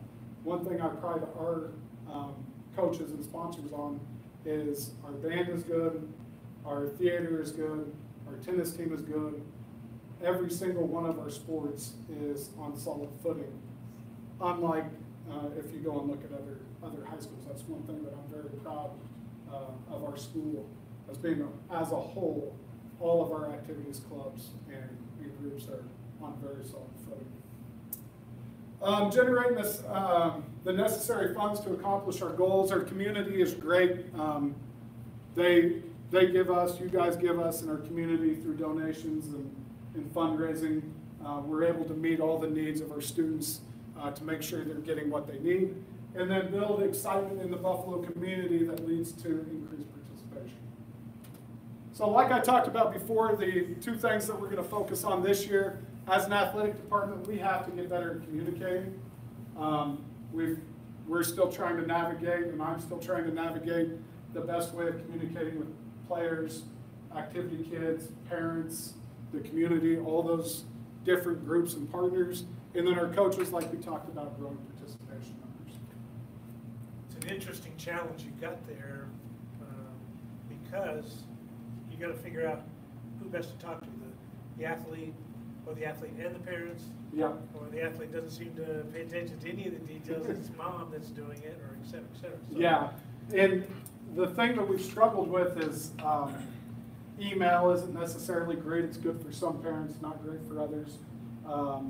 You know, social media, I've kind of went on a Facebook hiatus, and I'm sticking mainly to like Twitter, and parents are the same way. You know, some parents may be on Facebook, some parents may not be involved in social media. Instagram, I have no idea what's going on. Don't even talk about Snapchat because it's way over my head. So it is interesting to see how to talk to parents and get that information to them, so that break in the communication maybe between student and parent doesn't happen. Yeah. Do you leave that mostly at coaches' discretion? Or? Yeah. So we do a couple things. We actually in service on social media stuff. You know, when we talk at the beginning of the year, we talk about making sure that when you communicate, you let parents know, all right, the medium of communication for girls basketball is going to be Facebook. So make sure parents, you follow our Facebook page, and it may be Facebook and email. That's the way we're going to communicate. Remind, you know, most of our groups have some form of remind app to where they're texting parents. But communication, it can always be better. You know, anytime we have parent issues, 99% of the time it's poor communication. You know, either between the student and the parent, the coach and the parent, maybe me and the parent. It normally ends up becoming a communication issue. Any other questions that maybe I didn't answer? I have one, I guess, and more to put a bug in your ear about it. Maybe not bringing that, I don't know. I just have a question on how students who are in multiple sports, I know there's practices and camps throughout the summer, how they deal with that, especially ones that are wanting to work or balance that out, and what's required versus what is optional. Yep. And when I have parents approach me about that, I just want to know how to answer that question Sure. specifically. Now, so the summer has become, and our coaches talk about it the same way, it's become a nightmare. Because what has happened is Keisha's allowed free reign in the summer, so you can base from the day after Memorial Day until the week after 4th of July, you go and you do whatever you want. Besides the 4th of July week, you go and do whatever you want. And what ended up happening, our coaches felt like if we're not doing stuff, we're getting left behind, that mentality. So, and part of it was, to be quite honest with you, they thought if we're not doing something and we end up, our band ends up not being as good as Dodge's band, or our baseball team gets beat by Great Bend's baseball team and they're doing something, parents are going to look at us and say, why aren't you doing more? Kids are going to look at us and say, why aren't you doing more? And so 4 and 5 years ago, it was especially crazy. You had coaches scheduling practice on top of other coaches, and kids have to decide, do I go to this practice, or do I go to weights, or do I go to that practice? So what we did 2 years ago is all the coaches and I now get together, and we take time and we sit together and we decide, all right, you get 2 days a week. And so, you know, one group may go on Monday, and one group would go on Monday and Wednesday for the girls, and the other groups would go on Tuesday and Thursday for the girls, and everybody was getting Friday off. Now, there's a couple of exceptions like dance and cheer, but for the most part, that's how we divided up the summer. So a kid didn't have to choose between, you know, whether if she's a volleyball player and a basketball player, going volleyball or going basketball. So we divided those days up first. The next thing we did is we said, after 11 o'clock in the morning, everybody has to be out of the high school. And besides our middle school kids because of how they work. But so we said at 11 o'clock, everybody needs to be out of the high school. We need to give these kids time to go be kids and go get jobs and go do those things. So that's the direction we went with it. And then we've always given them the 4th of July week off. And then after that, they get a break. And so that's kind of how we divided it up. It's not perfect, but I will say we're the only ones doing it in 6A that I've spoken to. It's encouraging though, because you're putting a plan out there and thinking of those kids needing some of that Yes. time. And not just working, but like you said, to be kids and do that kind of stuff. I think there's a happy balance in everything. Is you can only work on something for so long before it starts to be detrimental. Yeah. And kids get that way too.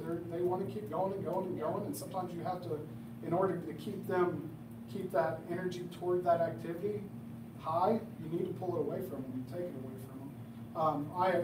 I got elected to the Acacia Board of Directors last year, and one thing that I brought to their attention, and hopefully we can get some momentum. I haven't been able to get a ton of momentum, but I want to eventually get the month of July to where the only thing our kids can do is some form of lifting or conditioning.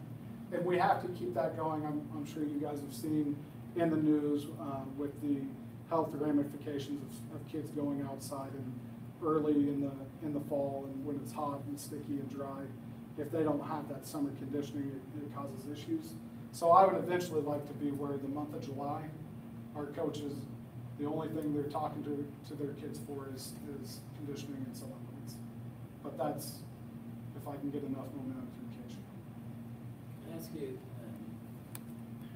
what do you foresee in the future with, especially the activities that like to participate in nationals, and these trips getting to be large and sometimes protracted? We are doing apparently a lot of fundraising, because I get lots of requests for fundraising on participation in nationals. And it's sort of the mindset that whatever you did last year, you have to kind of take it to the next level. Yeah. More kids and maybe a farther traveling distance. Do you even have thoughts about teams traveling or how far? Yeah, we do. We've Dr. Carlin and Heath and myself met toward the end of last year, and we're in the process of putting together a protocol for how to handle all these national trips. One of the problems that is starting to happen is everybody has nationals. The one nice thing about those people over there, our Acacia activities, besides the ones down here, they don't have national events. So that limits that, but when you start talking about clubs and activities, every single one of those groups has some sort of national event, and most of them have more than one national event. So Dr. Carlin and Heath had a conversation with me last year, and we're going to put together some sort of plan to say, all right, this is the national event that we think is appropriate, and in meeting with the sponsors and coaches, this is the national event that we think is appropriate for our level. Have you developed a policy about how much school an athlete or activity can, how much they can miss in a particular week or in a particular month? No, and it would be a little difficult. A lot of our sports don't necessarily miss a ton of school, but just because of our geographic location, it becomes difficult. Debate and forensics, that's a great example of one that struggles. because, our debate and forensics teams are very, very competitive, and they're very good.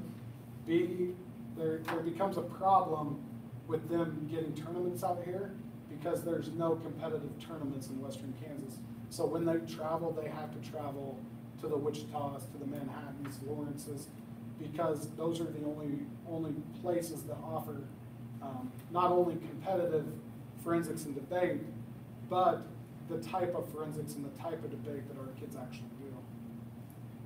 And the same goes for wrestling, and you know, we try to, with a lot of our sports, we try to play as many games locally as we can when we go and schedule games like basketball, because it's a long season. We try to play Hugoton, we try to play Scott City and Holcomb and Ulysses and those teams, but we also struggle. They don't want to play us. You know, football is a good example. None of those teams would want to play us, and so we end up having to travel for things like football. Our sub-varsity stuff, we do try to stay local. With football, basketball, those things, we try to play Holcomb. You know, with our freshman football team, we'll play Holcomb's and Scott City's JV team, their next level of kids. Tennis was another example, golf's another example, where we try to keep those sub-varsity kids closer to home so they're missing less school. And those varsity kids, it sometimes becomes just who we can play to fill our schedule. Swimming is another example. There's only so many pools in the state of Kansas that you can actually swim in, so it causes a bit of an issue.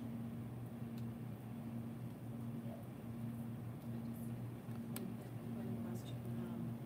Just speaking as a parent and talking to parents, it would be really helpful if all of the sponsors and coaches used one particular method of communicating with parents and in common, and then any other additional ones they wanted. And mine is especially helpful, at least for most of the ones that I talk to, just so that parents have one place to go for all of their children and all of the sports and activities.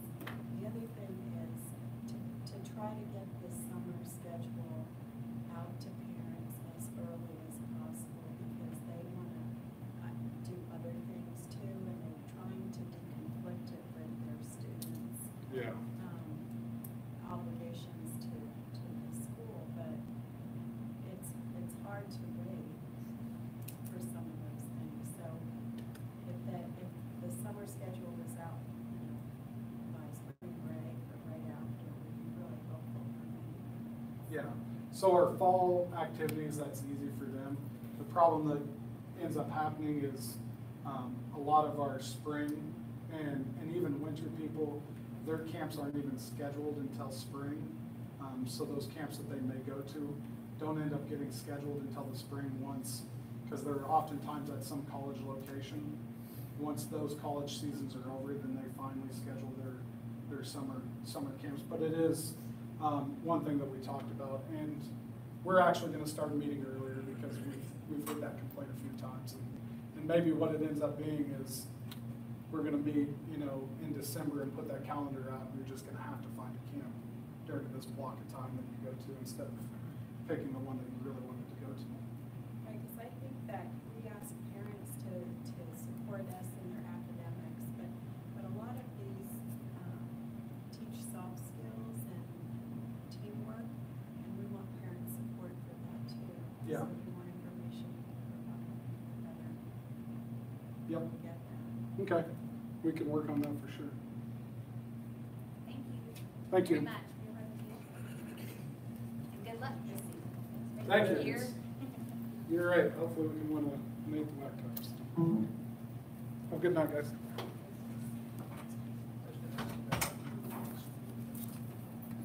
All right, well, we have KG talking about budget.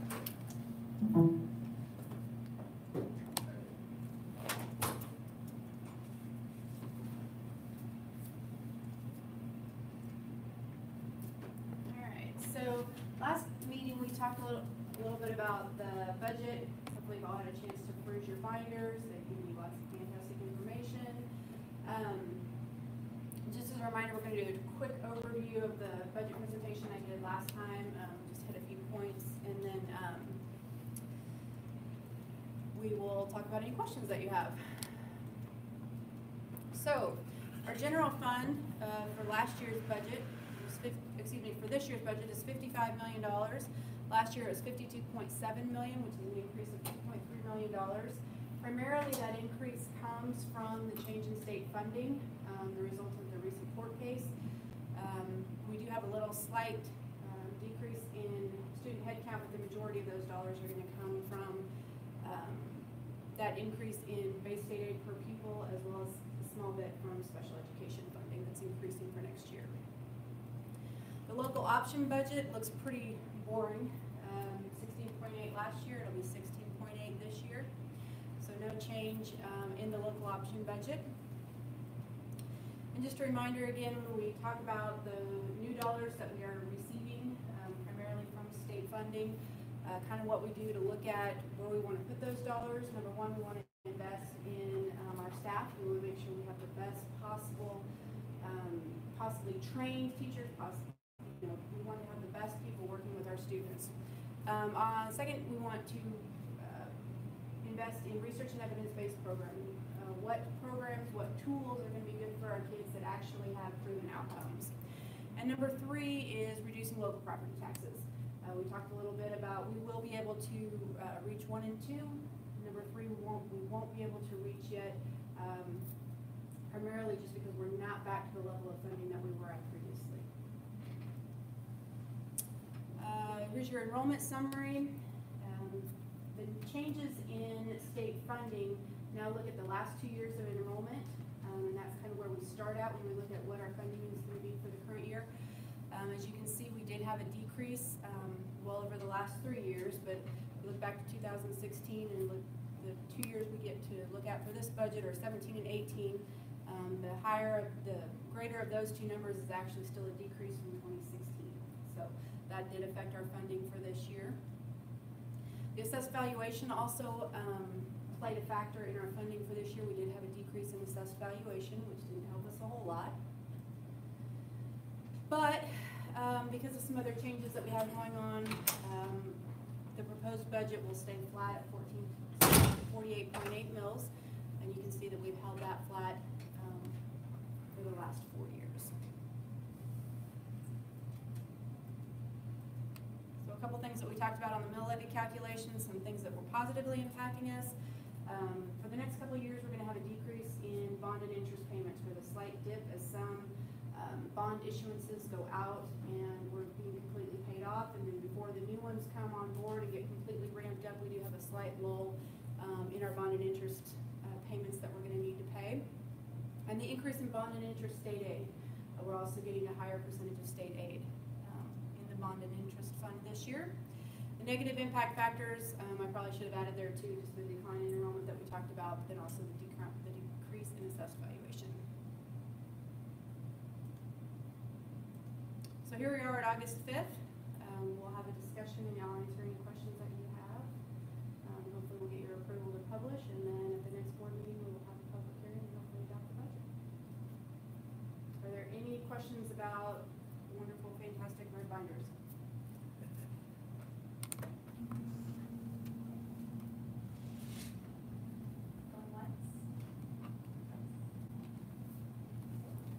And if there's no questions, then I would just request that we have your permission to publish. So, Dr. Carlin, Probably need a motion to approve publication of the proposed budget. Can I get a motion for the approval of the budget So moved. publication? Okay, second? All in favor, raise your hand. All opposed? Same sign. Great, thank you. Thank you. Okay, You didn't get any hard questions. I like that. We'll move to new business. And the first item is Administrator Personnel Handbook. I believe Tiffany might lead us in that discussion. Yeah, I asked that the Administrator Personnel Handbook be removed from the consent agenda, specifically so that we can discuss the administrative raises.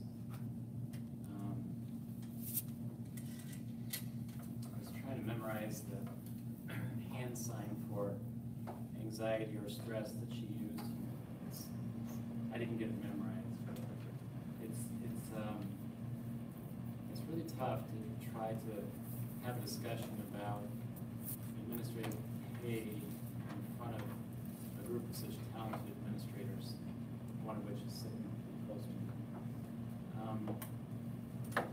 But from what I understand, there has not been a separation of this discussion from the teaching salary percentage raises, at least in anyone's near memory. I don't know, those of you, Tim, who's been on the board, I don't know if you remember ever having this separation, but what's occurred for as long as anyone can remember is that whatever percentage increase the teachers have received, that's been a percentage increase the administrators have received. And I'm not very good at explaining my concern about this, but my concern is related primarily to the spread in real dollars and salaries. And so I took an example to maybe help try to illustrate this a little bit better because I've had my math called in question, so I went over it a couple times. If we had a fictitious teacher who made $50,000 per year, and we had a fictitious administrator who made $100,000 a year, and we did what we did last year, which was we gave both of them a 4% raise, the teacher would go to $52,000 and the administrator would go to $104,000. So in 1 year, the spread from the administrator to my fictitious teacher would go from $50,000 to $52,000 as a real dollar spread between the two of them. Now I get that there's steps and levels and educational levels, so this is all fiction, but it's just trying to illustrate my point. If you bring that through at year 5, the difference between our two fictional staff members moves from $50,000 to $58,000. Now I'm assuming a 4% raise. Now the board, I think, pretty confidently has expressed a desire to really try as much as we can to try to get the teacher salaries up. So we have, at least in the 2 years that I've been on the board, we've given a 4% raise. Now, if we have a 2% cost of living, that means that they actually feel an extra 2% in their paycheck. But in terms of real dollars, if you continue on doing that, by the 5th year, the spread between the staff or the teacher and the administrator has grown. And if you take that out 10 years, the spread between the two of them has gone from 50,000 to 71,000. So if you keep giving higher paid administrators the same percentage raise as you do teachers, what you create is you create a real dollar difference between their actual pay that grows over the years. And that's the point that I'm trying to make. Now, I spent a lot of time talking to Dr. Carlin about this and sort of the downside of bringing some of this up and maybe even considering, for example, the 2% raise, which would be the cost of living, in other words, freezing the administrative salaries and allowing a 4% raise for the school teachers. And I really see the validity of a lot of his thoughts on why you would not want to split those. His first concern is team cohesion. And as a very small business owner, I kind of get that because team dynamics are so important. We know that team dynamics between our administrators and our teachers are so critical to the function of the overall system. But it did occur to me that we also have a third tier of employees, which are unclassified personnel. And the team dynamics between the teachers and a para, for example, are also incredibly important. We have not, at least to my knowledge, we have not passed the same percentage raise on to non-classified personnel that we have to classified personnel. So if we are thinking about, I mean, we've given them a raise, yes, but it's not been automatic, where it's 4% teachers, that means 4% administrators, that means 4% for the non-classified personnel. So this notion that that if you don't keep all of them at the same percentage raise could cause stress in team dynamics, then that logic is not so far extended to the non-classified personnel. I think certainly I worried a ton about implying a lack of value with our administrators. And that probably causes the most stress for me, because when I spent an hour with KJ on the budget today, and if you ever want to be really impressed with what's in this binder, just keep going back to KJ and having her summarize it, for me, dumbing it down until I finally could say to myself, I think I get this. And I really felt so much more confident in my ability to vote for this budget tonight and how the money is being managed.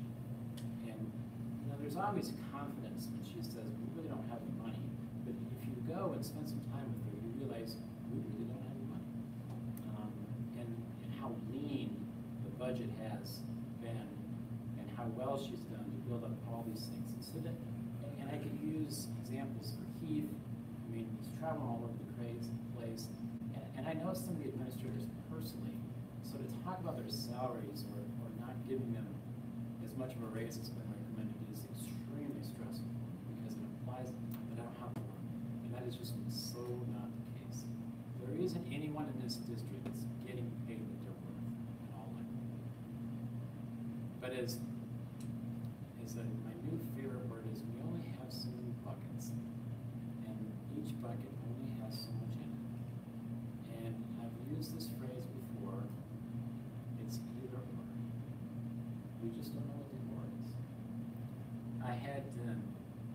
We've had a lot of requests for consideration of extra administrators in the 3 schools that don't have full-time administrators. And I had this faint hope that somehow if we considered a 2% raise instead of 4% for the administrators, that it would cover that unfilled need.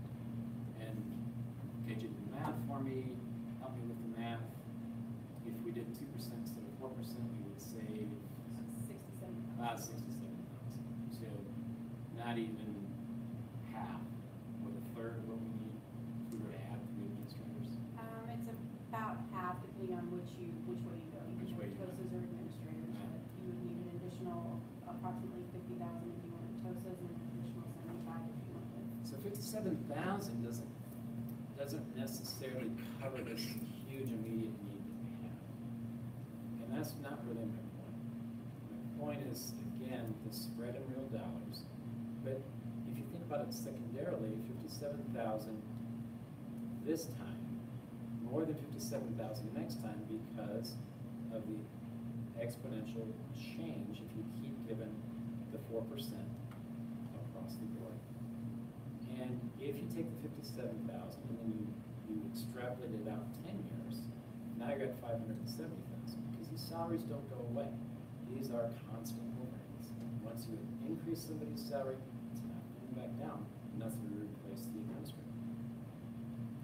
So it isn't about their value. And I don't have a predetermined thought in mind about where, if we did make a change in the percentage increase, I don't have a predetermined idea about where it should be. In fact, I think it might be overreach on my part to even suggest it, because I think I want to try to just say to ourselves, we only have so much money.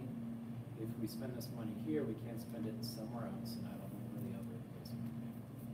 And it might be Dr. Carlin's place to say, if we had the extra money, this is where we might put it, so that if you wanted to see the either or, at least you could see it. Right now, I'm just saying the either. The other thing that strikes me, Dr. Carlin's been really good about pointing out that when you you look at state averages, our administrators are now, I don't know, at the middle. They're at the middle, they're below the middle, but Carlin's salary for a school district this size is below what his peers are making. And so I don't mean to imply they're overpaid. But what does hit me is that unlike our teachers, we don't seem to have a hard time attracting candidates for administration. In fact, we usually have multiple candidates for administration. In fact, they're quite often some of our best teachers. And so I have to, at least as a small business owner, ask, are we at market value, or are we at least high enough in market value so that we're attracting talent? And my short time on the board is, at least my experience is, yeah, we are attracting talent. Do they deserve more? Of course. So does everybody else. But at least we're attracting the talent. At least we have multiple candidates. At least we have a choice, unlike a lot of the teaching positions that we can't even fill. And so I don't have, I don't have any other thoughts besides that. I told Dr. Carlin today, maybe the only thing I accomplished this year is I get us in the habit of at least every year having this discussion. So it is necessarily uncomfortable, because it is extremely uncomfortable. At least it is for me. So, did you just want to have a discussion, or did you want to perhaps even reevaluate or evaluate for the first time, maybe, the process that we look at when we're talking about raises? Because what you mentioned was that we automatically group them together. That's And the are part I we have a problem. asking that we change that procedure, or that, I don't even know if it's just, Dr. Carlin, and maybe you can help with this, it's just the way it's always been, or is that a process or a procedure, like a formal process or procedure? Is there something we could have a discussion and look at about separating that in the future? The board, you have the authority to set that. I would say, to my knowledge, probably for the last 20 to 25 years in this district, and while I agree with almost everything Dr. Hannigan has shared as far as factual, I think it is factual that our classified staff, our certified staff, and our administrative staff have all received the same percentage increase for probably the last 20 to 25 years as a group. That's been something longstanding. I think the only exception to that I'm aware of is, it was back probably 2010, 2011, 2012, somewhere in there when the state was doing mid-year cuts. There was a year where administrators were frozen, and teachers and classified staff received their step and their experience and their education increases, and the administrators stayed frozen. The following year, the board, when we knew we could handle the cuts, the board made that up and put everybody back where they would have been. But to my knowledge, probably in the last 20 to 25 years, that's been the only time that it's been differentiated. But you can do it however you want. You have the authority to do that. That has been the practice ever since I've been the deputy superintendent and in my time as superintendent. With the rest of the board, I'm just throwing out this idea, Tim, and you can let me know what you think about it, have an opportunity to ask questions to Dr. Carlin, or think about questions, and could this be something that we discuss at the retreat about possibly evaluating it and coming up with what we feel might be appropriate for next year when we're looking at salary raises? Or is I would be interested in, of course, data's always nice. You know, the more you have, the better it is, but usually you don't have enough. I've heard from other boards the same discussion, and also the difficulty of having this discussion. But I don't have any numbers to say what other districts have. We have our history, but we don't necessarily have market history. And successful in every case. This is just anecdotal from my perspective. Being able to get in every position that's been open for administrators the kind of talent that we would like to choose from.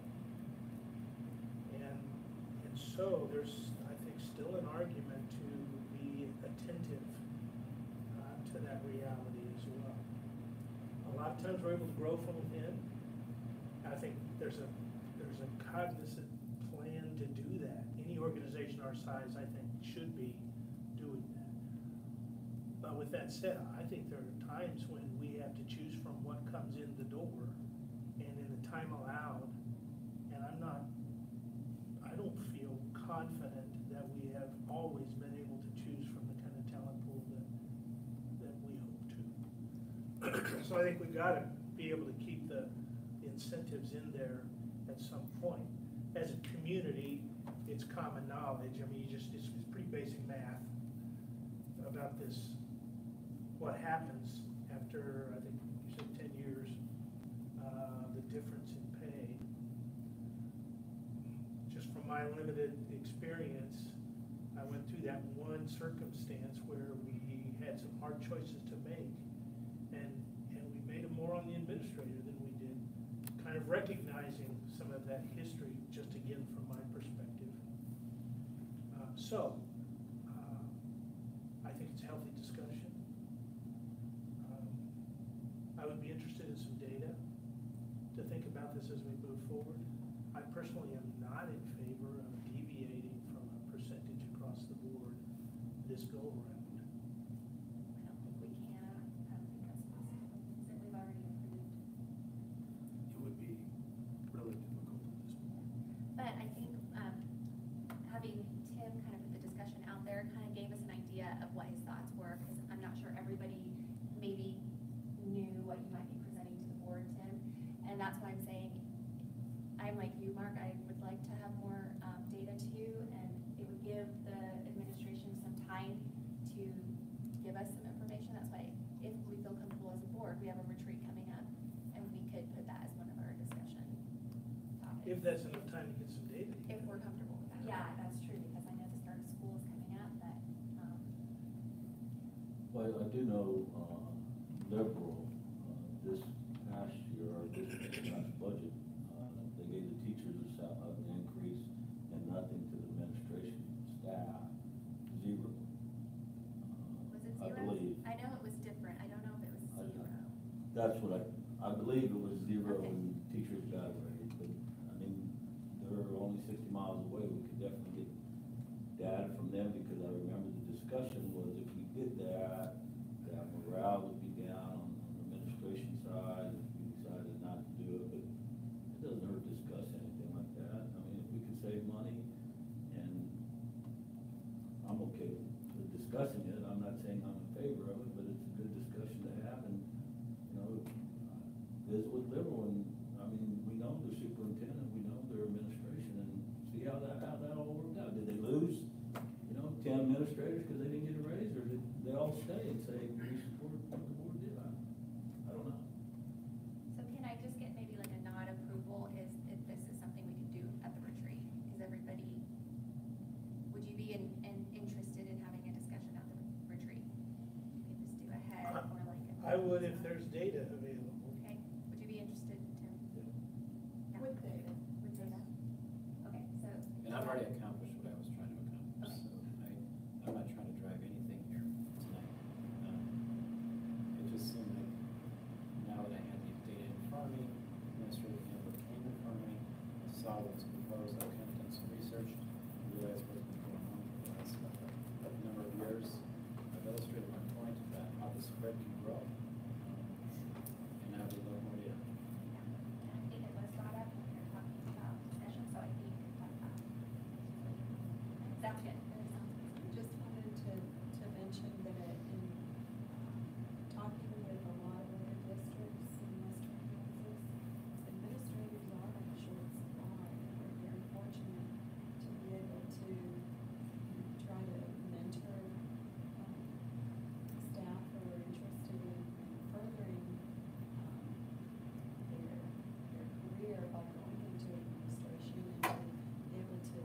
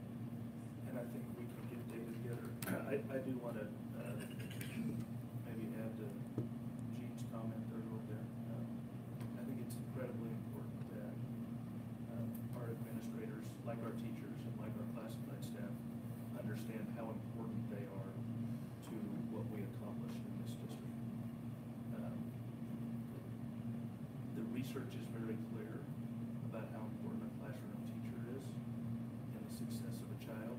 And very next on that list is that administrative influence, that leadership. And when we look at situations in our district where teachers are pleased with the environment that they're in, where the climate and the culture is healthy in that building, that revolves significantly around the leadership that comes from the administrator that leads that building. We will collect the data for you. I will tell you my belief is that I think in April of 2017 we had a post-audit report that pointed out that we were low in terms of our administrative expenses. And I guarantee you, if there would have been any way to identify administrative expenses in an area where we could have reduced or done better, it would have been pointed out in that report. I think when we compare with like districts that have the kind of culture, the kind of environment that we want to have, I think you might find your data tells you something different. And it might tell you that we're not paying enough. And I'm not advocating that our administrators should get a higher increase than our teachers or our classified staff, but I think what you're going to see is that they are behind, just like our teachers are a little behind. We're trying to make up for them. And just like last year with our classified staff, when we went through a salary study to make sure that our classified staff was paid appropriately, and the consultant that we work with shot for a range, a market range of -5% to +5%, and we didn't settle for that. We told them we wanted to be in the 0 to +5% because we felt like our positions need to be paid competitively with what the market requires. But we will be happy to gather that information, and we will have it at the retreat on the 26th. And I would appreciate if you have any other questions or information you'd like to have, if you would let me know. Okay, great. And thanks, Tim. Okay, so the next one is the 2019-20. We need approval of that handbook tonight, so we. Oh, you do need approval of it, okay. And just to be clear, that will then set the administrative pay rates for the coming year. That's part of approving that handbook that happens each year, right, for the coming year. Okay. Madam President, I so moved. Okay, hold on one second. Are you comfortable with that? Okay.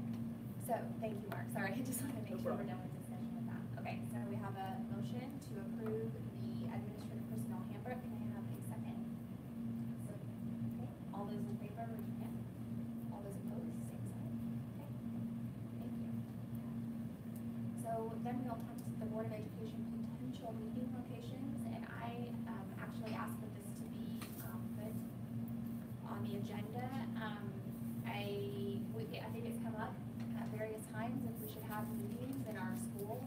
Not only does that allow us to get to go into schools and kind of combine times when we're doing our board type work, but with some of the things that we've been discussing and that are going to be discussed, like reconfiguration, I think it would be a great time to go and visit these schools and getting other people in those schools as well. The calendar is already set for this year for our meetings, and with that, the different schools that are presenting and the dates of that. I personally would be in favor of going to those schools that are arranged to give us presentations, but that, I believe, is 9 schools, and that creates a lot of work as well, because obviously we're used to doing it in here. We have the technology. All the public knows that the meetings are held here. So you definitely add challenges should we move meetings to different locations. There's, other options that we could do, which would be, we have a couple of short meetings planned. Those are our 5 o'clock meetings. It's been suggested that we could do those in other schools, and maybe a tour could go with that.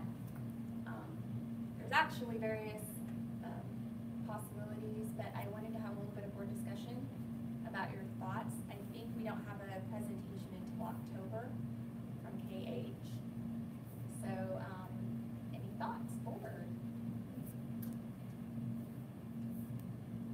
only 8:15, so we're. Doing good. Or is this something you would like time to think about? How much trouble does it create for everyone else who has to put the meetings on? For me, it's just showing the different locations there. So a little bit with just getting the word out, making sure people know. Most of the time if we went to another location, we would probably be using the cafeteria or the gym. So there would be some setup there at the school. I'm not clear if all of our schools, like similar to what they would set up for a music program, if they have enough chairs that they're at the school, or if we have to bring some chairs in or with our grounds people. It's all very doable.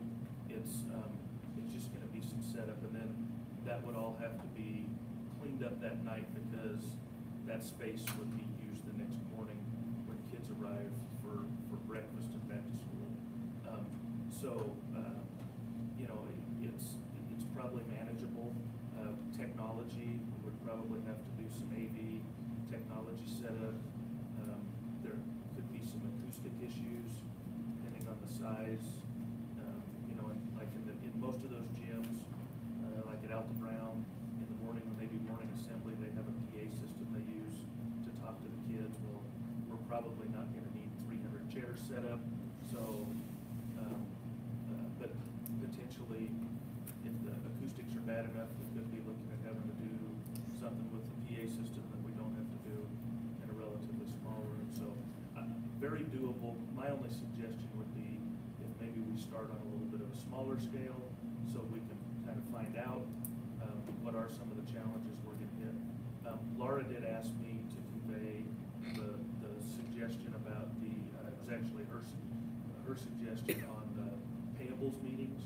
So I think we have one in September, one in December, and one in March. And if we moved, if we moved those, and then maybe scheduled a tour and a building report instead of having those at a regular meeting, then we can kind of see how that goes, and we could work with the schools on what 3 would like to do that, and then that might become something that, as we do those building reports, maybe more and more schools would like to do that. Be sure, you know, we could give that a shot. But Stephanie does a little bit of setup. Our custodian helps with a lot. But we can manage. We can make it work. Maybe we could start with schools that have the setup already. The high school, Horace Good. We have KSP meetings at Horace Good, and it seems that they have that set up fairly easy. And there's people that work till 11 o'clock that aren't there custodians? Yeah, but they have a regular schedule of things that they normally take. And Horace Good, KH, they would definitely be more equipped to handle that. They're used to having. Maybe try the schools that have the capability a lot easier, well, we had all these conflicts there, and, you know, off the ground school might not work at all. I'd like to do it at the other schools, but, you know, make it easier on the staff, do it where we have the technology a lot better than we do at some of the grades. We start there first, start small, and match that out. And, I mean, once you get an idea of how many chairs you're gonna need set up, we don't have 300 chairs set up here. Right, that's what I'm saying. We have about 40 chairs set up here. I would think schools would have 40 chairs. One thing? Tim, I don't know if I know we set up 300 or 200 chairs for music program, but I don't know if we're bringing them in for grounds or if we're setting them up from within the school. My suggestion would be start in KH, Horace Good, the high school, the ones that have it set up already, see how that goes, see how long it takes to tear down. And we didn't know all that. I don't want to overburden our staff either. So maybe what we could do is just start with 1 or 2. I hesitate to do the ones where it's just paying the bills. I know that's the best for the board, but then we don't have people who come to the meeting getting into other schools. And part of my point is to get people into our schools as we start talking about reconfiguration and ourselves. I mean, I had to make a concerted effort, even though I grew up here, to get into some schools that I never had a friend or family or event there. And so I know we don't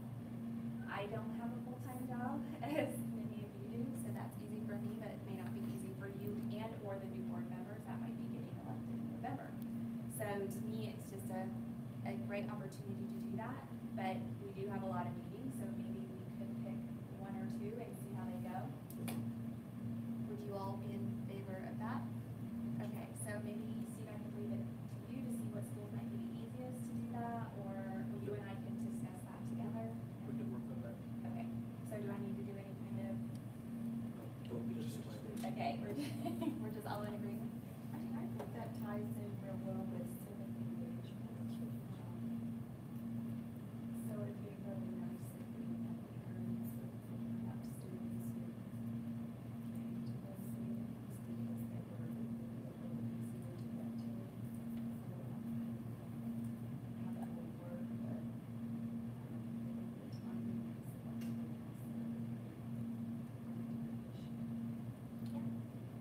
Okay, You great. know, Oh, sorry, Mark, go ahead. if civic engagement is, along those lines, and Tim suggested on high school, maybe that'd be a good forum for discussing year-round school. Or not, or not. Get some. That might Okay, get us no, started. go ahead. I'm gonna let you lead that discussion at the next meeting. Okay, well then we'll get on that. I'd like to maybe have a discussion with you on that. That's fine. Great, thank you. Okay, so we'll do open board discussion. Tim, you wanna start? So, I don't have much to add.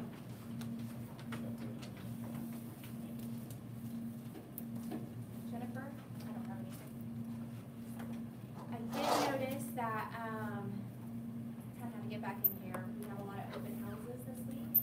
So I think the high school is on Thursday, is that right? The high school, Kindergarten and Horse Good are on Thursday, and then I'm assuming, although they weren't all listed on here, that the elementary are on Friday, is that right? They're very. They're very, okay, a lot of them are listed on Friday, so pay attention. You Should be wanna- on our website, on our newsreel. Okay. Boy does a pretty job with updating. Great. I need to look at that before today, but, so, okay, that's what I got, Jean. I just think it's exciting to start another school year, and I wanted to let you know I was interested in going to hear the speaker Thursday night. Was good. So I hope maybe some of the other board members will get to join.